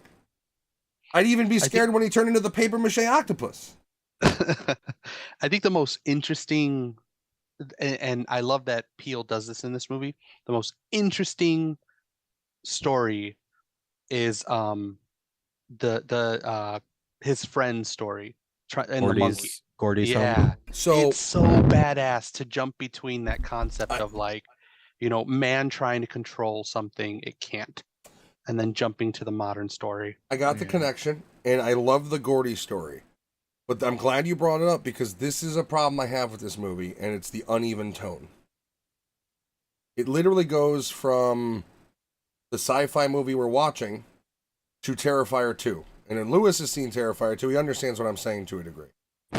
And I get what it is, but the Gordy scenes are shot so different and so much more in the horror element that it exemplifies how much the movie is more of a sci-fi movie. Because you're watching the Gordy scenes and they look like they're from a different movie. They don't even look like the other shot. There's no vistas. It's all close camera. Most of the Gordy scenes are from one angle. You know what I mean? It's shot entirely different than the rest of the movie. Probably my favorite scenes of the movie because how brutal they are. But different in tone in both like the horror element for me as well as the cinematic element. So it was a little jarring at first when it's like, because they don't explain it at first. You just get the scene of Gordy like, and of course me, because I like animals more than fucking people. It's clear this monkey just went nuts and brutally murdered people. And I'm over here like when the monkey's like looks around and feels bad, he's like, oh shit, what have I done? I'm like, oh, poor monkey. He's sad that he murdered people. The girl's foot. And there is that, okay? And it is sad because like literally when you see him, he's distraught and he's looking around. And he's just like, what the fuck have I done? And like you're like, dude, this monkey like, and once again, I called it when they go to the flashback and they're opening up the present. And as soon as I saw a balloon, I was like, it's gonna hit the light and it's gonna freak him out. That's why he kills everybody. Sure enough. I told Jen, I go, the balloon's gonna pop. He's gonna go crazy. Sure enough. But I love those scenes. I really do. The Gordy scenes are fucking vicious. I do too, and it almost gave me a Tarantino vibe in a sense of like I'm gonna insert this scene that's going to make you focus on it until it's almost uncomfortable, and then we're going to go somewhere else. And then how bad did you feel for the monkey when he tried to fist bump him, or when he fist bumps They him? got And it's just like, shot. I just want to be Yeah, and they got friends. shot. And once again in my head, I'm like, they're gonna kill this monkey like as That soon as he sucked. touches this In the kid. theater, I was like, oh man. I like, you know, and that's how fucked up we are. Is it's like the monkey clearly just slaughtered people, but because he's showing regret and remorse and is giving a higher level of intelligence other than good boy, it's like, that poor monkey's gotta feel. That's what I was saying. Not the lady who Jen, just got her face eaten. Jen said when he tapped the one actor's foot after he mauled her. That's what I was saying. Yeah. He goes up and taps her on the foot, and he's like, Come on, man, get up. Like, what have I come on. done? The only thing makes I me swipe at his haven't face after he ate him. Got blood everywhere. He's like, oh fuck, I got guts on my face. the only thing I haven't fully understood was the slipper standing upright. I know Daniel Kaluuya, whatever his character's name is, he does make a reference saying, "Do you believe in a bad miracle?" And that's the only thing I could think of that's significant with that. There's that scene, and then the scene at the end when she looks and sees her brother. The question is it her like, yeah, we did it, he's not really there, he's dead, or is he really there? Like those were the two scenes that kind of I was like, you know, what is I it? took it as he was really there. I took it as he wasn't. Yeah, but the problem is, the way I looked at it, the reason why is because nobody else came back either. Like, it'd be different if all of a sudden the townsfolk were back at the place, but like, I don't know, because there's this movie permadeaths, and there was no end. Nowhere in the rest of the movie is there a like seeing ghost figures except for that. No, that was a flashback between him and his father. So That was a flashback. That's Yeah, why I thought that was a ghost scene, but it wasn't. That's why I would only say like it would be if that's what his intention was, at least it would be really out of place for the rest of the movie. Like that to me was like an old westerner, where the smoke and the dust clears and he's not the with hero her mental standing. state. I mean, because she's like, "Come with me, you're not going to stay," and he's like, "No, I got to do this." And I feel like she drove away from there knowing like he's going to sacrifice himself so I can get away. So like, you know, that seeing him there makes sense if he died. Wouldn't you see the old man though too? Why would he be on a horse? Well, remember, Mm-hmm. she was closer to her brother than her father, I don't know. and he was closer to his father than his sister. I took it for Western movies influence of like every one of those movies had the hero appear from smoke and dust and he was still alive. You know what I mean? And that's the thing. I see both. I agree. I see your concept, and I've also seen. I also understand the I like. did for a he's second. dead. I did for a second think like, oh, that was her being like, aha, you're dead, but you saved me. But I don't know. I thought about it after, and it was just like, I don't know. I hope he's not dead, because what would be the fucking point? Yeah. You know what I mean? Yeah, I do like the way it's shot. It kind of, because there are a lot of things in this movie that make the viewer question things, which is something I think Peele does really good. Another scene is when the alien is kind of shifting into a giant fucking Pokemon. It starts almost making like a, I don't know, like a camera aperture Yeah, with like its vibration. I didn't understand what that square waves was. Yeah. Like the way its mouth basically opens. I didn't know. Mhm. Like, was What it the opening again? Yeah, Was what it the fuck another that was- layer? Was it another layer? It was weird. It was like it was reciprocating, which is, you know, I mean, it's cool. I just didn't fully understand what the fuck that was supposed to be as far as the anatomy of the creature. The dude that played Antlers, that's the guy from fucking The Crow, right? Yep. He looks terrible, Okay. doesn't he? Yeah, he does. Like I do feel like they should have had him smoking a cigarette though, because like that was 'Cause his in the voice, yeah. he's always had that voice though. Fucking Yeah. his two best movies are The Crow and Along Came a Spider, where he's the villain and it was a Jack yeah. Frost movie. But throughout the characters in the movie, I do love Alex that you get a Cross, sorry. taste of every type of character in here. You got the confident brother, you know, who's like, oh, it's an animal, you know, and he knows animals. He's like, we can do this. And then you have the his friend, the Asian guy who just wants to make money. He's like, oh, we need money. We live out here in the middle of fucking nowhere. And then I love the camera guy, because like Angel. he's coming from a place where like I'm Yeah, he's my looking for favorite character. something. I that I've want to never get out of seen this. before. Yeah. Like I'm looking for something I've never seen before, and he sees the creature, and its ultimate decision is like, as human beings, we don't fucking deserve this. Like Al- this is Also, did you guys catch the conversation when he's like, I want to do a plan to buy back the horses? Yeah. And Stephen Yu is like, oh, yeah, we could talk about that. And then you Yeah. realize that Stephen Yu has He's been feeding him. feeding the Yup. fucking alien horses. And it's like, oh, shit. Then the alien takes way more than fucking horses. Yep. He was not happy that day.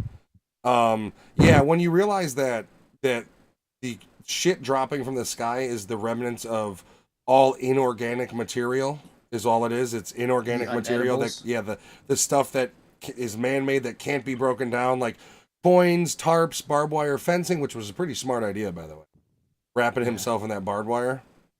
Although I gotta say, being flung from a giant octopusy at that rate would have definitely fucked him up. Torn man. you up. Still would have hurt. yeah. Yeah. I was maybe one of two people that laughed when the TMZ guy on the electric bike ate Oh, yeah. shit. He flips. Yeah. Oh, I laughed, dude, hard. And my question is though, why TMZ? So- Yeah. Oh, Like- because he was a star. Stephen Yoon's character. I feel is like supposed to be- World Star would have made more sense, but then World Star would have given an explicit racial thing. No, when he Well, no, flips they're- when he flips and eats shit, you have to yell world. Oh, Star. that's right. Somebody, and then literally the asshole's like, "Did you film that?" And I Remember, and, World Star has to be summoned. well, That's why it's like a nobody demon. said it. But once again, the movie it gives away everything, right? Like the audience should go, "Wait, motorcycle that loses power immediately? Those are electronic braking systems." Instead, the movie goes, "You ever see what happens to a motorcycle with total electrical fail?" Stop telling me what's gonna fucking happen. Yeah. This movie has that fucking problem of the characters vocalize, and it's not even foreshadowing because it's the next fucking scene, and it's like, you gotta stop that. For me, as somebody who is watching your movie to discuss and break it down, which I think his movies should, because he's one of the directors, the Candyman director, I think had a great eye, minus being an anti-white movie. This Jordan Peele has a great eye, so he's got to stop kind of typegraphing exactly what's going to happen. Like, don't have the character tell me that what if it's not a ship? Let me think that and have it be confirmed by the sucking people up with its hole. Also, can we talk about the paper mache ending, please? Giovanni, Transformation. it exploded like a hot air one. balloon. It exploded like one of the flooded from Halo.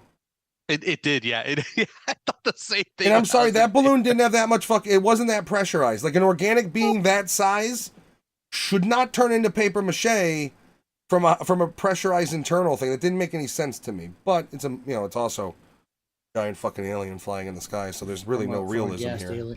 And I think that's where a lot of alien movies get away with it. It's an alien. We don't know what it is, so I can basically kill this thing any way I want. Like we don't know what its fucking physiology. Yeah. We don't know anything about its I inside. mean, it clearly doesn't have any bones. It's just organic matter floating through. But then again, there's nothing explained about the creature, unfortunately. Zero. no. There's no, you don't learn how it flies. You don't learn anything about it. It has, How it retracts, how it expands. it somehow and has a everything. personality, because you got to have It some gets sort mad. of thought process system to not attack things that don't acknowledge you. Oh yeah, OJ says that it's territorial. Yeah, so there is a weird Mhm. intelligence, animalistic behavior. So it's like, that's another kind of issue I have with it. Of like, you have a creature that both lacks intelligence but is intelligent. But And if you think about it, Peel is, and I'm actually okay with this aspect of him, but he is notorious for introducing this element. I hate to use the term mystery box like fucking JJ Abrams, and not fully explaining it. well, like I'd like to see and this is never going to happen, but can you imagine like a Cabin in the Woods stylized movie, but all characters from his universe? You know what I That mean? would be cool. Like, if he somehow created a universe out of this shit where everything is alive in the same world, that would be impressive if he could pull that off and make it make sense. Well, yeah, because then you have like the cult family, you have the doppelgangers, Yep. you have the aliens. Like, what if he made a Um, zombie movie where you have the alien in the movie? Like, what if they're the catalyst for it? you're going across the countryside and you meet, like, or at least references to these things. Like, it would be neat if he can create a universe out of this, and he'd have to really, I think, put some work into writing and figuring out how it could actually tie together. But I don't think putting us, I mean, Get Out's real world. It's, technically real world. It's a cult behavior, essentially. Us is essentially real world with underbelly, clone things that your modern man doesn't understand. So if you figure that out, I think it'd be really cool if he can do his own little Peel universe. Yeah, I love like he's only done 3 movies, but I've loved that I feel that every movie he's put out, the next one, he's not necessarily it's been better, but he's shown like He's I evolving. could, yeah, he's like, I could do this, I could do this. So I'm very interested to see what his next movie will be. Old boy. Old boy. I think they should give him the reins to a Thing proper reboot. Because when you think about The Thing, not that much of a horror movie in the moment to moment. It's tension, it's drama, and then you have the creatures. I think it would suit his style, especially if, though he knows how to do the vistas. You got the icy tundra vista. He knows how to do the loneliness and the atmosphere. One thing, in my opinion, Just he get hasn't. George Clooney in there. Well, I don't. No, fuck George. I don't think he's played around with lighting very much.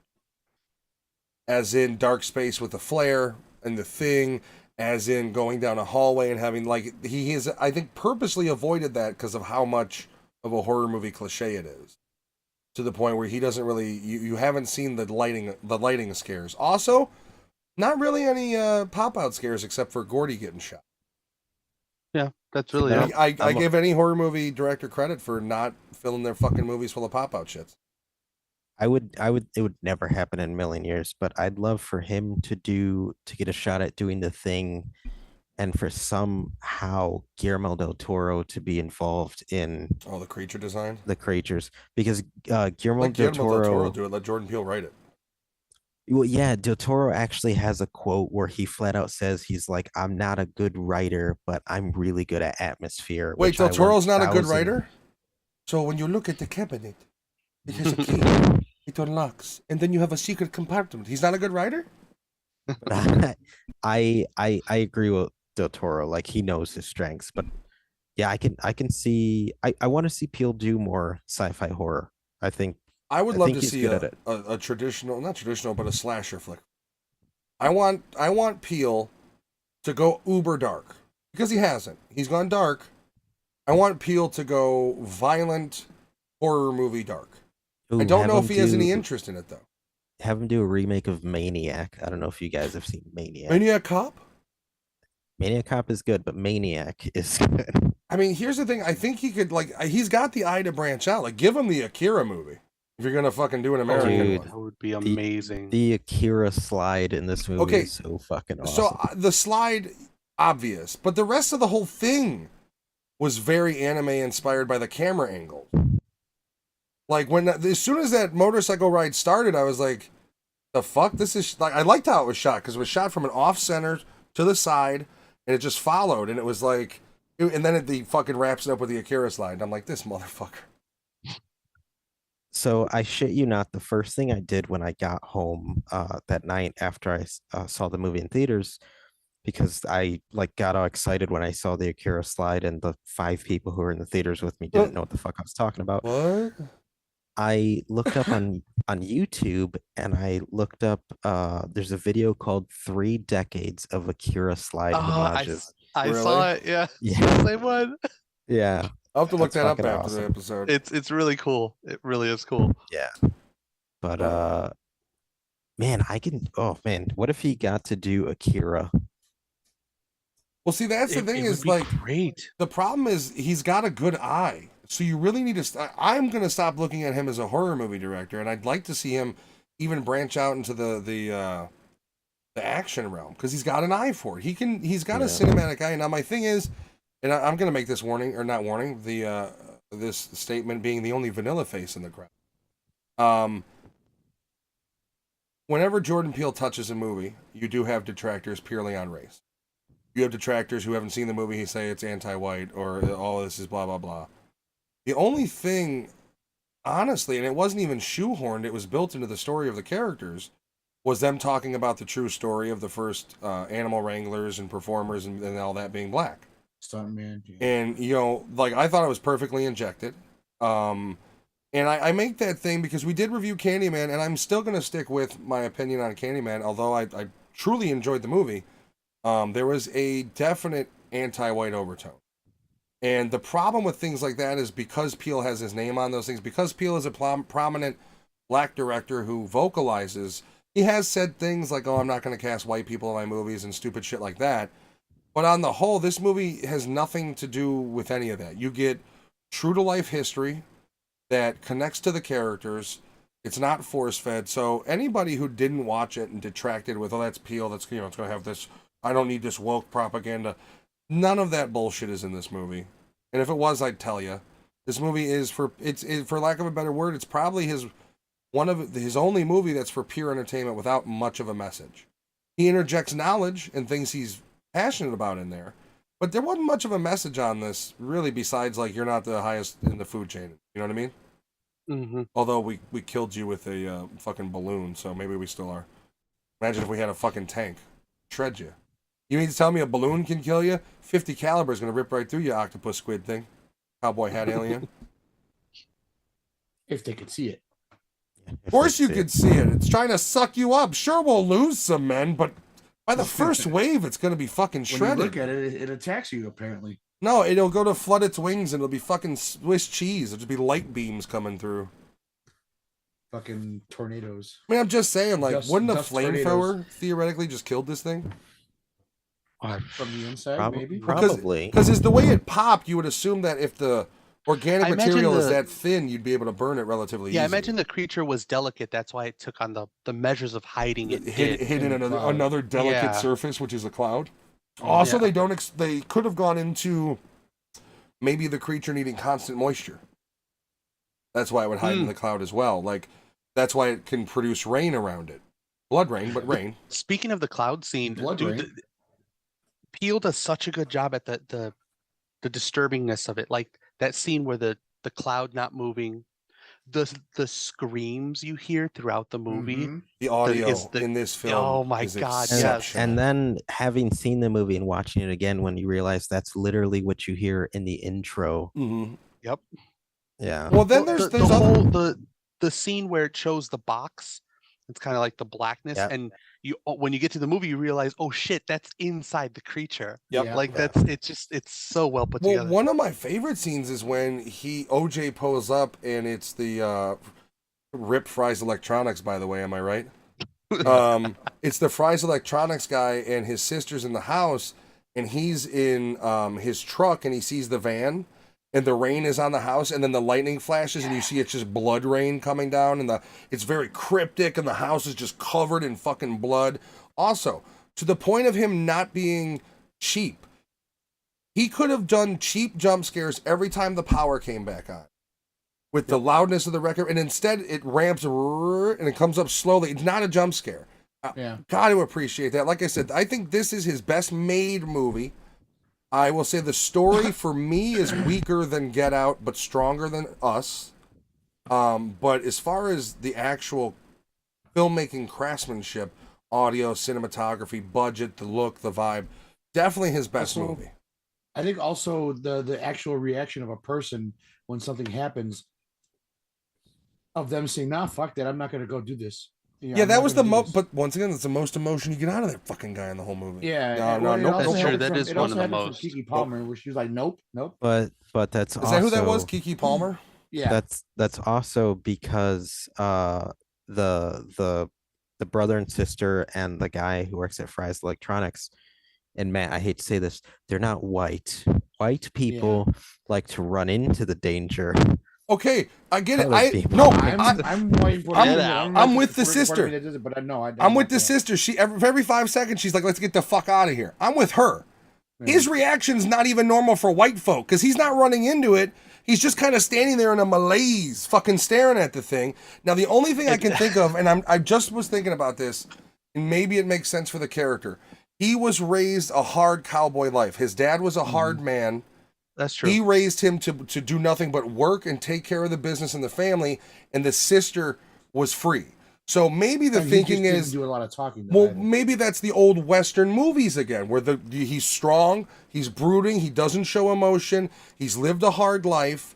So now that I think about it, maybe it's all in the character of he was raised a certain way, that it's a tough life, you got to be a tough man to survive. So when he comes across this, he's lived through so much shit in his life, it's kind of like, here's another thing, I'll deal with it. Yeah. It's also really nice with the sisters. It makes more sense too with the sisters' behavior and attitude, because he talked her into, no, let's stay, let's do this. And you're right, every time something went sideways, she's like, we gotta get the fuck out of here. And he even told her, he goes, She was that's the what first that's one. when he tells her, he's like, you go, I got mouths to feed. He's once again, it's all about the family business, and he looks at those horses like his family, and it's, you know, it's, and then the idea of like that they don't, this is one of the few things they don't overtly tell you, but the idea that the horses aren't taken because they've got blinders on. It's clever, and they don't tell you it. You got to figure it out, just like they should have done with the other shit. Because they don't say it anywhere the horses can't see. He just visualizes the horses and realizes, okay, he's not looking at them. He's safe after he comes over them. He actually creates better blinders for the horse. At the Yeah, he end. basically armors up his horse. So like, Yeah. that sort of thing I think is clever because they don't tell you it. You have to, as you go, oh shit, that's why the horses don't get taken, because they're not looking at them. They don't look up. Their blinders are on. Mm-hmm. And it's like, I wanted more of that, of like, let me figure it out. Like, yeah, I understand you're making movies for stupid people. Essentially, you have to, because that's the masses. I get it. But I'm not stupid, especially when it comes to watching movies, so I would have liked more of the, oh shit, that's what that was. Oh shit, but, you know, as soon as the first wave of the alien, when you actually see him, you fully understand why the change in the coins and shit. And then finally, when it takes the entire town, basically, it's confirmed. Yeah. I wish there would have been a little bit more mystery. Got a wheelchair in your house.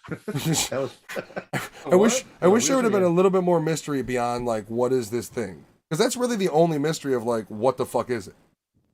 It was 2 hours and 20 minutes. They could have done that. Was it that long? Yeah. Didn't feel that long. It was 2 didn't, hours and 20 minutes. Yeah, I was So fortunate. I didn't. At least 15 minutes of it could have been. I would have also taken a couple more flashbacks, maybe to reinforce the concept that they lived hard, and that's why his character is as brooding and just unwavering as he is. That's true, because you get most of that through him, but in conversation. Yeah, I mean, and With the here's the exception thing. of the one father flashback. You know, and the other thing is they don't give OJ a whole lot of room to breathe.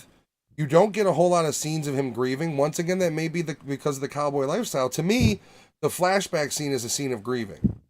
You get the first scene where he can't focus. That's a scene of grieving, but then that goes out of the way. I would have liked to see maybe some more scenes to show how close he was to the father, but also maybe make that sort of a tough guy relationship of, you know, like, give me a scene where OJ does something and Keith David reprimands him in a cowboy violent, you know what I mean? Like, if you would have had that, I would have immediately clicked and go, okay, he's lived a hard life. He's different. He doesn't react like people do. That's why. Instead, I'm over here like, is OJ on the fucking spectrum?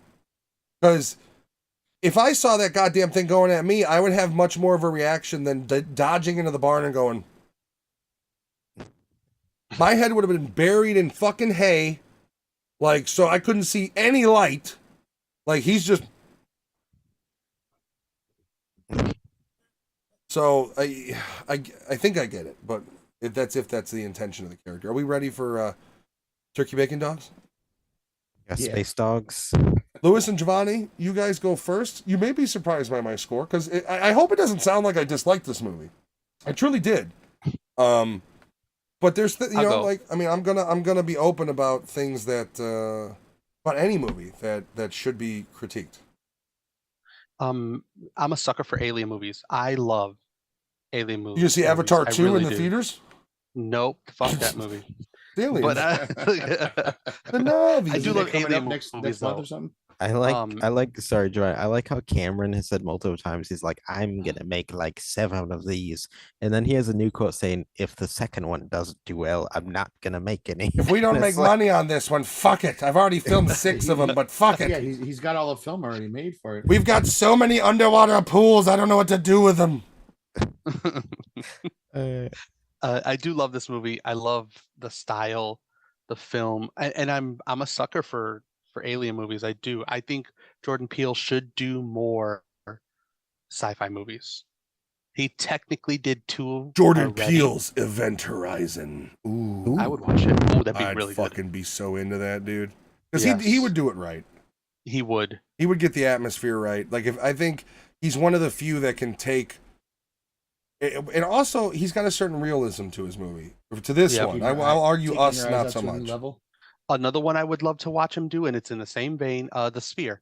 Oh, I think it'd be okay. another really good That one would to actually do too. probably suit his style 100. Yeah, The Sphere would be really good.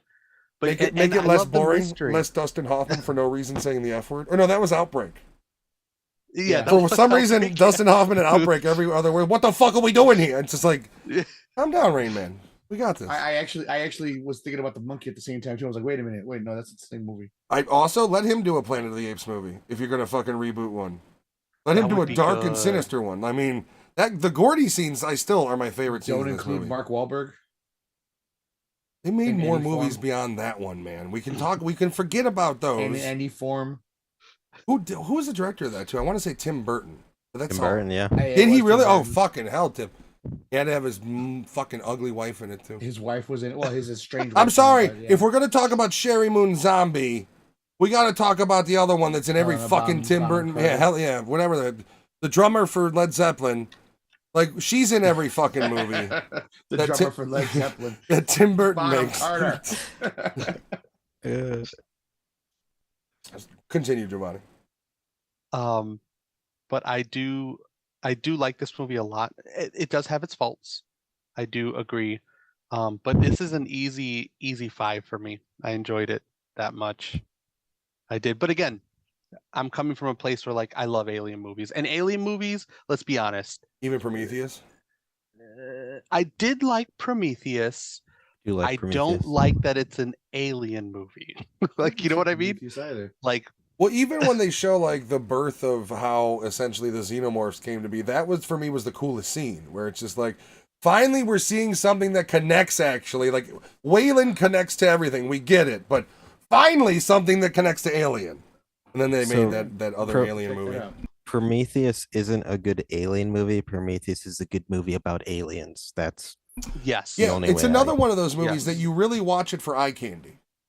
Because it's Oh, a yeah, good looking absolutely. movie. And I mean, they really got shit on. And I don't fully understand why. Because like even in that Alien Fireteam Elite game, you end up going into like the Prometheus caves and shit. And I don't know, man. I thought that movie was pretty visually appealing.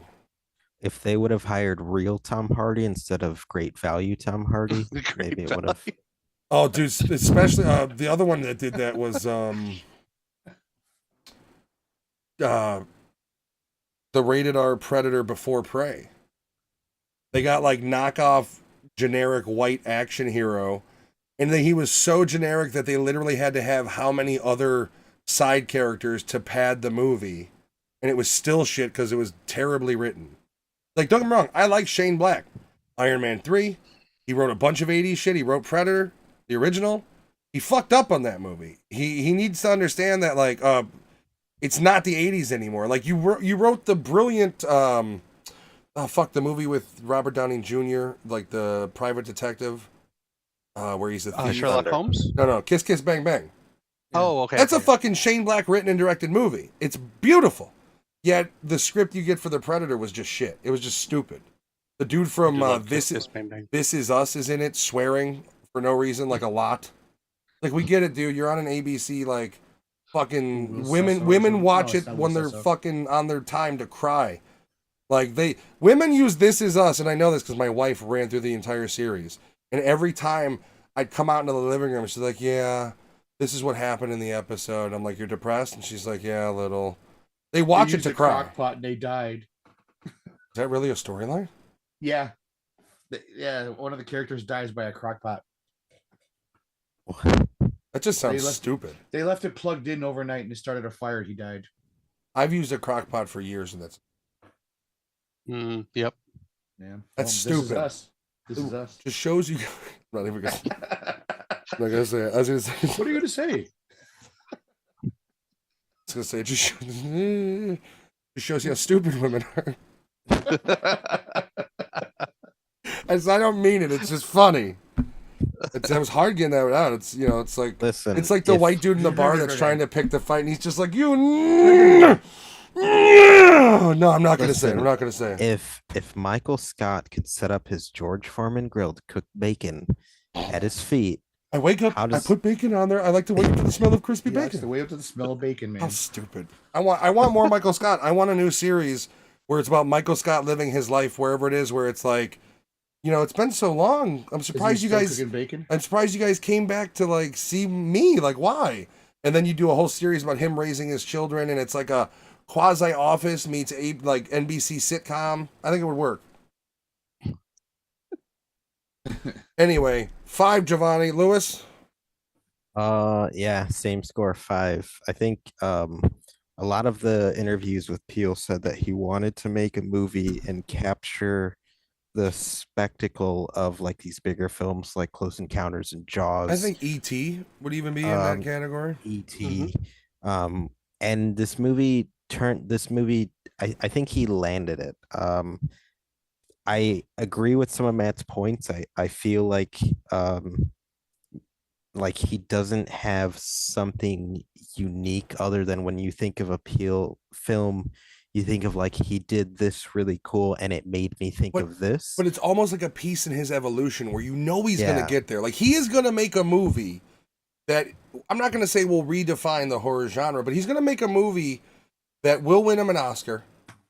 That will be that movie that people at some point will be the one referencing, like, oh shit, man, this is like what was in that movie. They took this from Peele. He just hasn't, I Yeah. don't think, reached it there yet. He hasn't, he clearly, because you can see the progress in each movie, which means he hasn't hit his plateau.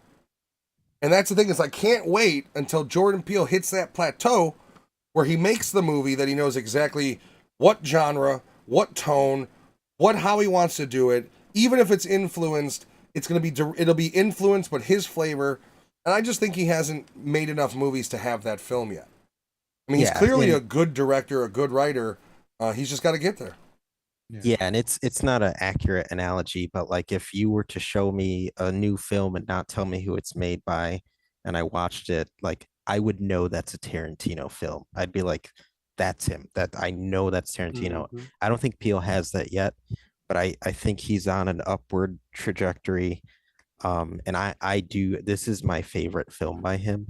I don't like the moniker of Master of Horror. Master of Horror, Clyde Barker's the only Who master said of horror. that? Who started that? Who started? Okay, so as soon as Get Out came out, they were basically, he's redefining horror movies. He's a new master of horror. But Yeah. what was the tabloid or whatever that was saying? Tap. It was just, it was It's out kind of there just in the ether. everywhere. Yeah? Yeah. Okay. Yeah. It wasn't like TMZ said it. It was just. So somebody on the internet said it, and they said, "Oh, it's true." So they went with it. Well, you had articles and shit 'Cause that it's- wrote yeah. about it, and there was a lot of ass licking they did to Jordan Peele after Get Out. And it is what it is. And I mean, if you dive into, and you kind of have to when you approach a subject, if you dive into it being because he's a black director and it was a successful film, you could say that a lot of people started getting that tagline.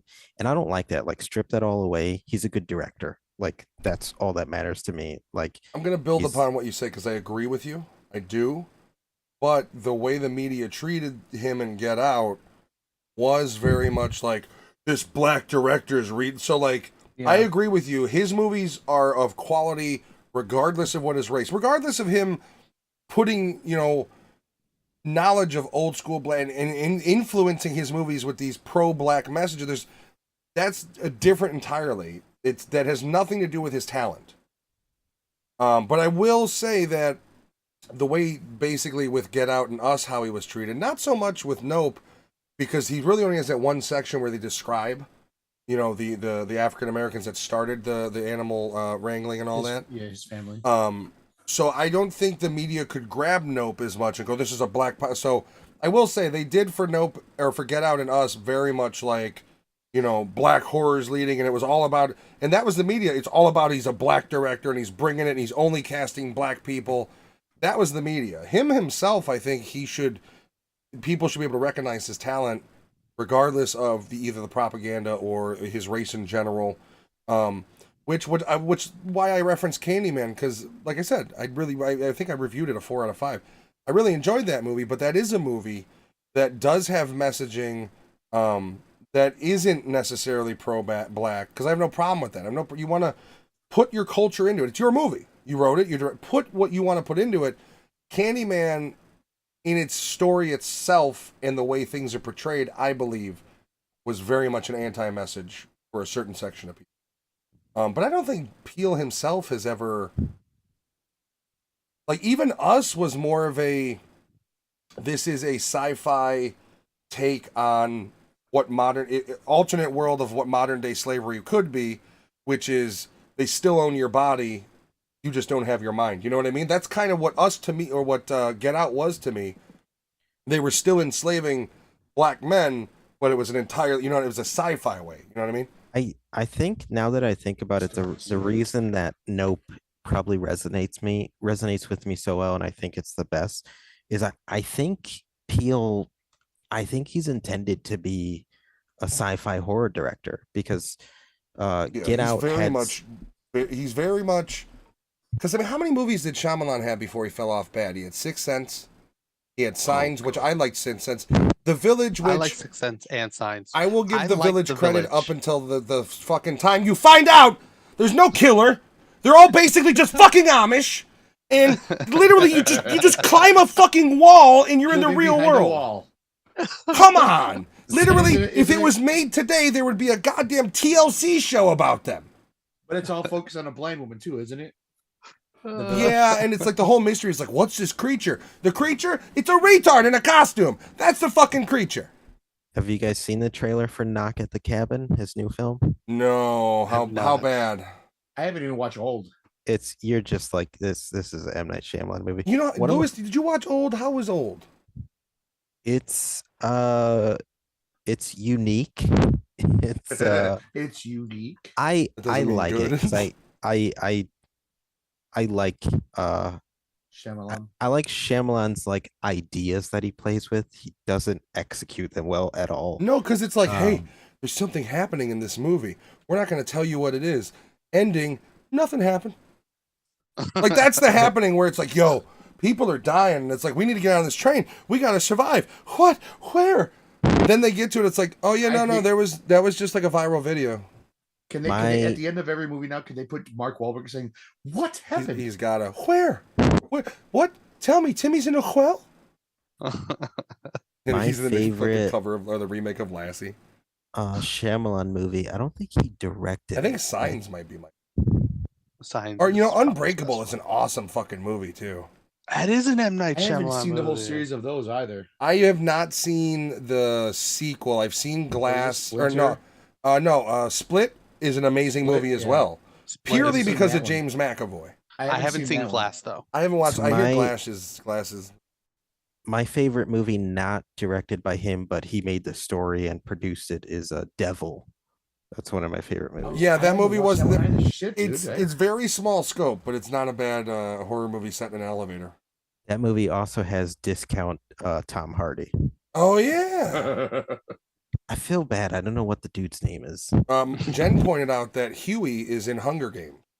Logan Marshall Green. He's one of the competitors. Yeah, he's one of the. Wow. Yeah, she was watching it the other night before. She doesn't ask me if I want to watch these movies, and then puts them on and falls asleep. And then it's like, well, I'll watch it with you. And then I was like, I wouldn't mind watching it, and she's fucking watching it. It's like, I wait, and I ask her every movie that I'm thinking about watching, basically, at this point in my life. I'm on Netflix at 2 a.m, can't sleep, and oh man, I'd like to watch this movie. I finally found one. I watched 5 minutes, and it's like, Jen would like this movie. Fuck. Well, yeah, it's like my kid. She goes like, Dad, what are we gonna watch today? And she fucking watched the entire series of Wednesday already. And I'm like, she say it was good? She liked it. And the older or the younger? The oldest. You could slap her.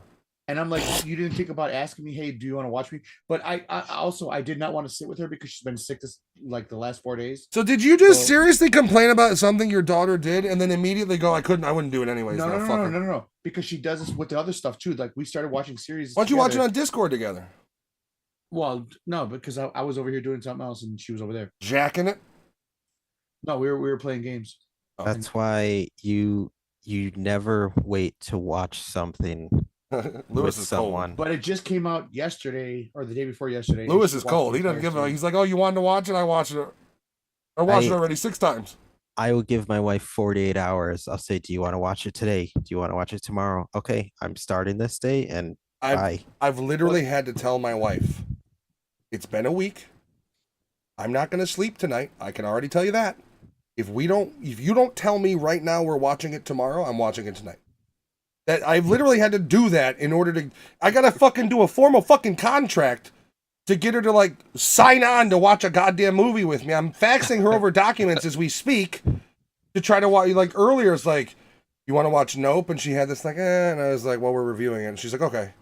It's like I gotta fucking lure you in, and I'm tired of that. It's like, Well, you want to that's- watch Nope? Do you want to watch Nope? Well, He's that's like, you funny don't because keep it loaded. You want to take that chance?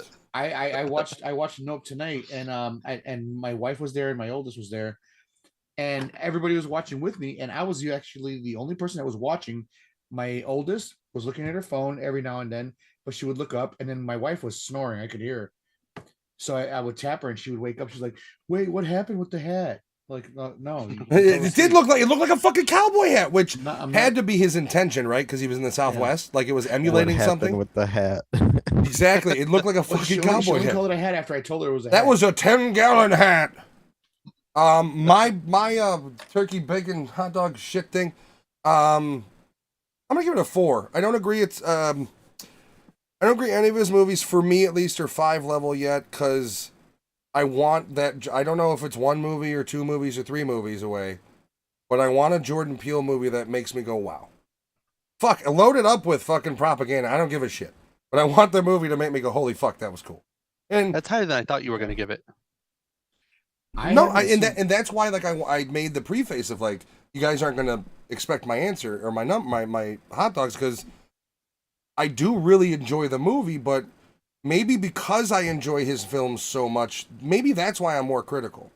You just want more for him. Like, he Yeah, could do more. Like, Because I love that he makes movies that are heavily influenced by movies I love, but I want to see a true representation of what Jordan Peele can do, and I just don't think he's achieved it yet. I feel like every movie he gets closer. You know, Get Out had great writing and had some decent kind of horror elements, but was a thriller. Reminded me a little bit of Stir of Echoes in a way. You know, just the vibe. Us was a downgrade from Get Out. To me, Us was more convoluted, and ideas in it were not hashed out well. Still enjoyed it. That would be a 3, maybe 3.5. I'd have to watch it again. Nope is another evolution. His cinematography is better in every way. His audio engineering is amazing. I mean, I'm going to say this movie has the best audio engineering I've heard in a movie in a long fucking time. Especially if you're talking going to the theaters to see a movie. Christopher Nolan's like, excuse Excuse me? And he's like, hold on, I can't hear your podcast. I heard that's just some squeaking pipes. Fucking How dare you say that when I'll eat my couch carpets? all of our dialogue is going to be at this level, but the goddamn squeaking pipes, I can hear water dripping on my fucking shoulder, but this is as loud as the voices go. Oh yeah, don't even get me started with Bane, because do you guys remember, I'm sure, when it came out and people are like, I can't fucking understand him. Yeah, I couldn't understand what he was And fucking Nolan's saying like, in don't that worry, movie. we've re-engineered it, and it's basically the same thing, but it just talked a little louder. I'm Bane. I want old school Bane that's just pumped full of venom and shit. The one that's say a word. Well, I was playing Arkham Asylum earlier, and there's a scene where you meet Bane. He's just like hanging, and he's like, "The Bluha took my venom," and then he gets it and fucks you up. I want that Bane. I want the Bane from the whoever did the one with Poison Ivy. I want that The Bane. Batman Forever Yeah, Bane? I want that Bane that Batman unfortunately Bane. died of fucking a heart failure 6 months after the movie came out. I want that Being guy. pumped too much with the fucking. Yeah, you mean to tell me you can't get the Mountain to fucking put a luchador mask on and act? He doesn't have to just move. Did he really die of heart failure? Yeah, it was from like excessive steroid use. That's crazy. That's really ironic. Yeah, he was a Considering power Bane lifter died / the same way. bodybuilder, and he was just so loaded with shit that his heart eventually gave out. Jesus. Well, that's what they don't tell you. Is the problem is if you're on like these old wrestlers that were doing cocaine and pills and shit back in the day, steroids, all of that affects your heart. So You know, Ric Flair is an anomaly. That guy should have been dead 20 years ago. I But that's think why he you did hear die 20 years ago. that's his ghost carrying on. But that's why you hear of like He these got- wrestlers who are in their mid 50s and just keel over. It's because they've done so much damage to their heart, and then they get fatter and they're carrying more weight, and their heart can't deal with it. Their heart goes, dude, you damaged me, and now you're 70 pounds heavier than you've ever been, and you're not working out. Like that's why they end. Even the ones that were, look at Warrior. Yeah. He was still jacked. Old man jacked, but he was still jacked. Fucking heart blew out because of all the steroids and shit and drugs and cocaine and shit he did back in the day. Sure, that'll be the end of The Rock and Joe Rogan with all the monkey juice that they're hyped up on. Yeah. Well, no. You know what? I saw a video that it's. You ever see that white dude who's like an all natural bodybuilder and he does those videos of like not natural, not natty. Well, he did a video and he's like, look at this image, and it's literally The Rock next to Mark Wahlberg and the other guy that was in the movie. And he goes, Mark Wahlberg's 5'7". This guy's this tall. This photo tells you two things: The Rock isn't 6'5", and he's not natural. And he's not. That guy's got. I mean, don't get me wrong. He's probably on all doctor regimented Hollywood, you know, testosterones and shit. It might not be strictly steroids, but there is no way Rock is natural. You don't get bigger like that and maintain like, I don't care how many fucking cheat meals you eat. I do appreciate some of his videos. They did one where he's eating a cheat meal and somebody asked him like, how the hell do you not lose weight? And he goes, you got to fucking work out. And he's just eating his pancakes. And it's like, you would think that'd be common, you know, like you don't want to be a fat pig even though you eat a stack of flapjacks. Fucking do something, you incel. I love when they interviewed him for fucking 20 Black fucking Adam. He's pancakes. like, it's all me under that suit. There's no padding. It's Dude, like, okay. That annoyed Like- me so much because every fucking featurette on YouTube was like, at first Jesus. we had padding in the suit, and then The Rock got it, and he gave me a rock bottom and told me that no padding is going to be in the suit. And it's like, bro, why am I supposed to be impressed that you're a giant steroid? You've been a Like- giant steroid since I fucking knew you, like in media. Ever since, like, even when he lost a bunch of weight, right when he had that dip right before he really skyrocketed, when he did the Tooth Fairy and the game plan, he was thinner, didn't have the bulk, but he was still jacked. Like, the dude's been juicing for years. In fact, maybe WWE was the last time he wasn't fucking juicing. Look how much bigger he is since then. And every time he'd come back to WWE to do a guest cameo thing, he'd be bigger. Ever since he did that comparison bodybuilding videos movie. are terrifying. He like gained another Yeah, weight. you don't hit your It's 40s creepy. and go, you know what, I'm gonna be the biggest I've ever been. Yeah, like It's just like, him what? clanging and banging, man. That's what he says. Don't get me wrong, he puts in the effort, but it's engineered effort. He's got help. He isn't Alex and I using our home dumbbells to build some muscle. Okay, he's got a fucking $1 million gym that travels with him. He's got supplements that he shoots. He's literally probably takes so many supplements by needle. He's got an alternate the ass cheeks for each one of them. Like, let's be fucking real. The guy is on, at the minimum, some serious TRT. I'd Well, say he's full in- steroid load. He's in his 50s, so if the massive heart attack is coming, it's soon. I mean, if he's smart, basically when he goes to sleep, they hook him up to sensors like he's a fucking $1 million man or something. To monitor him while he sleeps. Alex, hot dog, turkey, bacon things. This is going to be a 4 for me. I have not seen the other two of Jordan Peele's work, so hopefully I get that. Where have you taken care been, of. man? Like I said, when it was airing, I just didn't see it as it came by. I don't even know where you can stream But- them, so I'll have to see if they're on sale on Vudu or something. They're not streaming anywhere at the moment. I think you can get the triple package, thing yeah. on Voodoo right now. Yeah, but I did enjoy this a lot. The whole creature thing is another thing. It was a different it was a different look at how the alien is. It's not even an alien. It was like the cowboy hat. But shit, man, you guys said everything else that I wanted to say about it. So it's leading up to this. But going. God damn it! I can't fucking get my words together. Dead air. It's a 4 for me, dude. I'm done. That I enjoyed is this how I one. feel about life. I'm done. Yeah, I did check. Voodoo has a Jordan Peele 3-pack for UHD $24.99. Pretty good deal. What about a Maybe the- 2-pack of the movies I just don't own or that I would like to. Oh, because you own one of them. No, I don't own any of them. I just, I mean, $24 for all three ain't bad. I because I have I have a Voodoo account that I have random stuff on for me other than using Matt's account. And I've seen that like, some of the stuff I have isn't in 4K, it's not in the UHD. And Voodoo offers you the option to upgrade. It's not an upgrade, it's literally the same price. I was gonna say, yeah, no, it's just you're rebuying it. Yeah. Which is where iTunes honestly has the upper hand. Because iTunes, if you buy a movie and it comes out in 4K, like we've owned Wayne's World for a long time on iTunes, and we were just scrolling through, and I was like, Wayne's World's in 4K now? Sure enough, 4K Dolby Access. Like, and we are, iTunes is nice for that. That is the one negative of Voodoo. I hope Voodoo at some point pulls their head out their ass though and starts.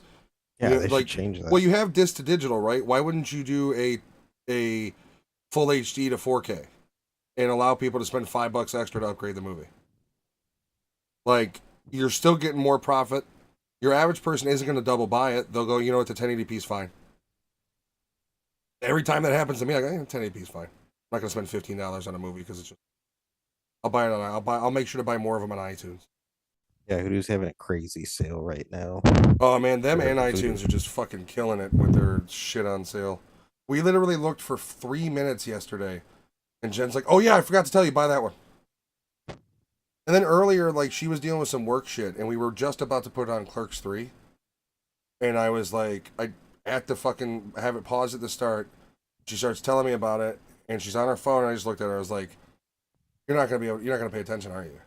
She's like, well, no. I go, no. I go, I'm watching this. I'd like to watch it with you. I go, do you want to just separate for right now and just go hang out separately so you could do it? And then sure enough, I was like, yeah. So I really want to watch Clerks 3. It might be shitty. I don't know. I hope not. I got it on sale, so that does take out the sting of me supporting that pompous asshole. Yeah. Kevin Smith. Welcome. Let him have another heart attack. So you gave it 4, right? Alejandro? I did. Mm-hmm. All right. So we've got 2 5s and 2 4s. We win. Because I said so. Total 18. That's the score. Basically, that's it. I said total 18 out of 300. What? Wait, what? Well, everybody, have a wonderful evening. We're done. We'll be back.